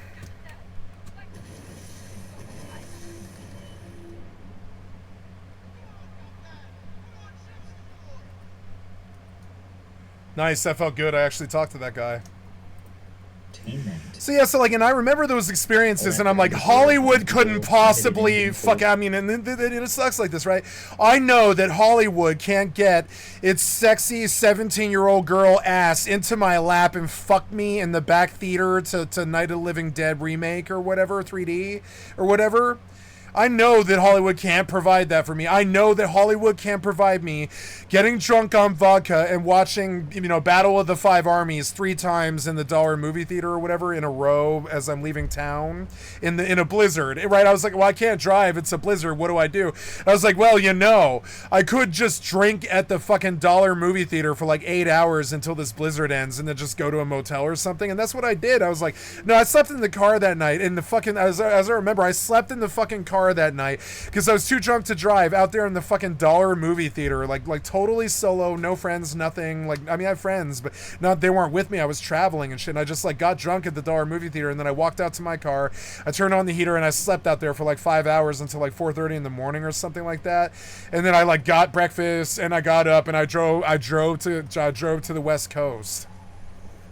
Now, I know that Hollywood can't supply that Battle of the Five Armies experience. I know that Hollywood can't get its 17-year-old sexy ass into my lap and fuck me in the top of the movie theater while we watch Night of the Living Dead. I know that Hollywood can't do that for me. That's the actual problem. I equate Hollywood with all these other really wonderful experiences in my life, like hanging out, hanging out with my elementary private school.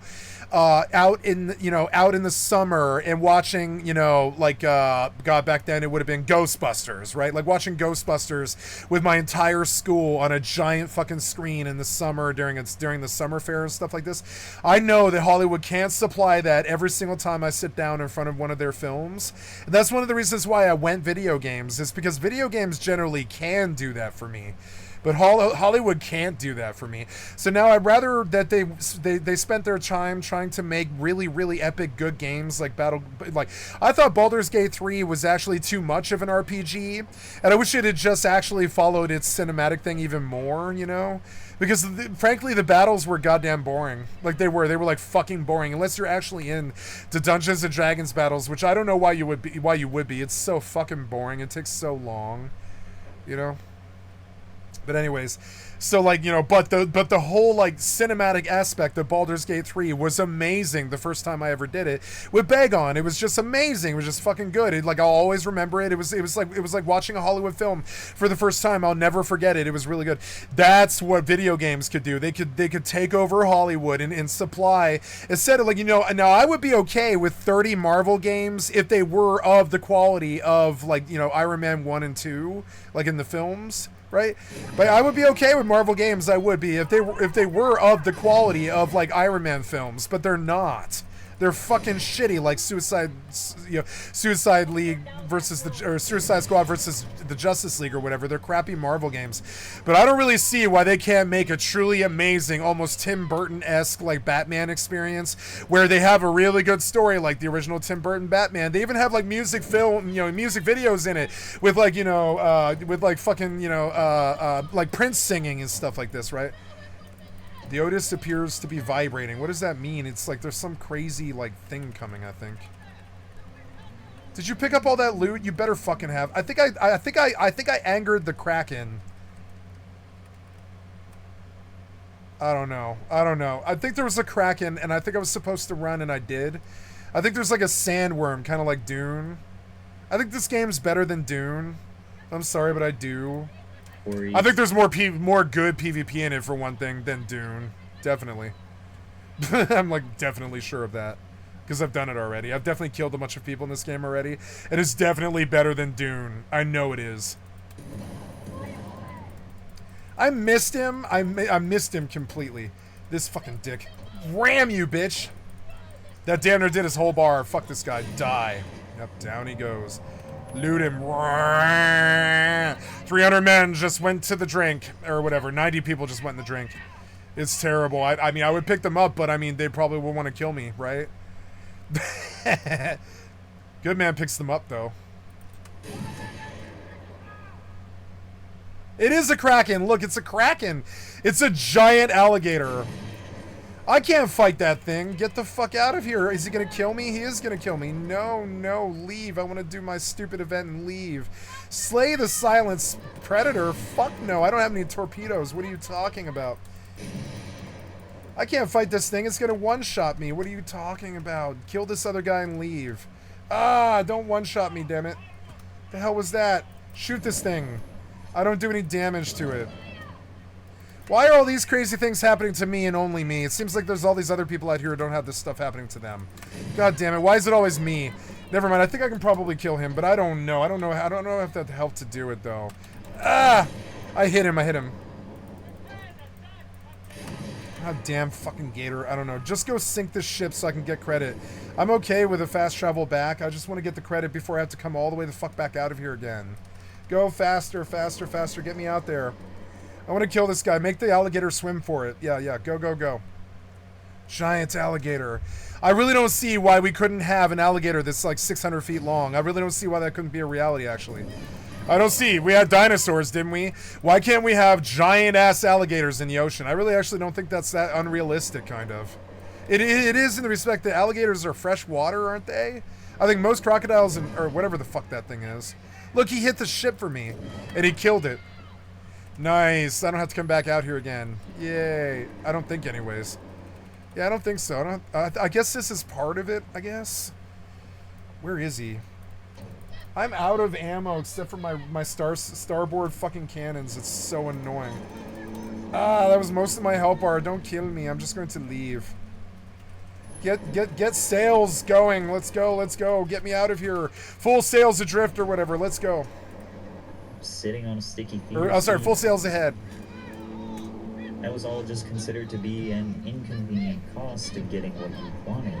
But you couldn't argue against the value that the internet brought to individuals. It gave everyone a voice, a platform, and endless options tailored exactly to their preferences. And that ramped up significantly in 2003 when MySpace became the first widely accepted platform for social media. No! In 2005, the platform had around 3 He didn't even hit me! Come on! An estimated valuation of over $10 billion. The platform allowed people to share their personal passions and stories as individuals. If nobody in your real life aligned with your interests, you would be able to find a community of like-minded people online. People started calling random strangers on the internet. This is fun. I'm gonna get off it now. They became invested in their lives, wanting to know what they were doing in their geographical location. Your connection to random people around the world started to make you disconnected from those. Like, okay, I remember one of my favorite memories was like, we were like, there was like me and my friend Jason and my friend Ian and Lucas, right? Lucas, who was the next door neighbor who I knew forever. And we were like, I don't know, 15 years old or something like that, or 16, 17, some 16, I think. And I remember we went to school together. Except for L, he went to a different school. He went to South, but whatever. That's only down the street from us, you know. And so, we went to school, and we had all the girlfriends in Jason's basement, and there was, 8 of us there or something. There was, 4 dudes and 4 girls or whatever. And, we're chilling there, and we're playing James Bond Agent Under Fire multiplayer with the PlayStation 2 multi-tap. Multi-tap James Bond Under Fire. I used to call my character James F word. I even did it at the laser tag. I would call myself James F word, like the homophobic slur, right? I would call myself James instead of James Bond. I would call myself James F.A. blank. James Bond, Agent Under Fire, right? Agent Under Fire, multiplayer. What are they called? Grappling hooks, right? Grappling hooks. There was some really good multiplayer in Agent Under Fire for the PlayStation 2. And so I remember one night, it was Friday night, and we played Agent Under Fire, multiplayer on fucking, on PlayStation 2. And we were all playing, what is it called? Grappling hooks. And we got all, fucking stoned at 5:30 in the afternoon or something like that. And then at 7 o'clock, we drove 8 people in 2 cars all the way out there to the fucking laser tag at Hampton and at I-25 and 285 Hampton. And then we did laser tag from 9 p.m. or whatever it was, 7 p.m. until midnight or 1 a.m. in the morning or something like that. We were exhausted and cracked out and laughing, and everybody used the same names that they used on James Bond, Agent Under Fire, that they did at the laser tag tourney. And I took that tourney. I beat 40 people because I was just blocking my lasers with my fucking hands and shit and dancing like a raver because I knew how to dance like a raver. So I did. I danced like a raver, blocking my fucking laser things. And then I just kept shooting my friends for any points that I wanted, right? I would just follow my friends and they wouldn't get mad at me or whatever. So I just go bear, bear, bear on my friend over and over again, and then I would win these tourneys, and it didn't matter, you know, it didn't matter that you won, but it was a board with like 40 dudes on it that were all like age 16 to 28 or something like that. So it actually really mattered if you were at the top of that fucking board, at least to you. It mattered to you because you were like, I'm better than 30 dudes my age or whatever, or even 30 dudes within 10 years of my age or whatever, right?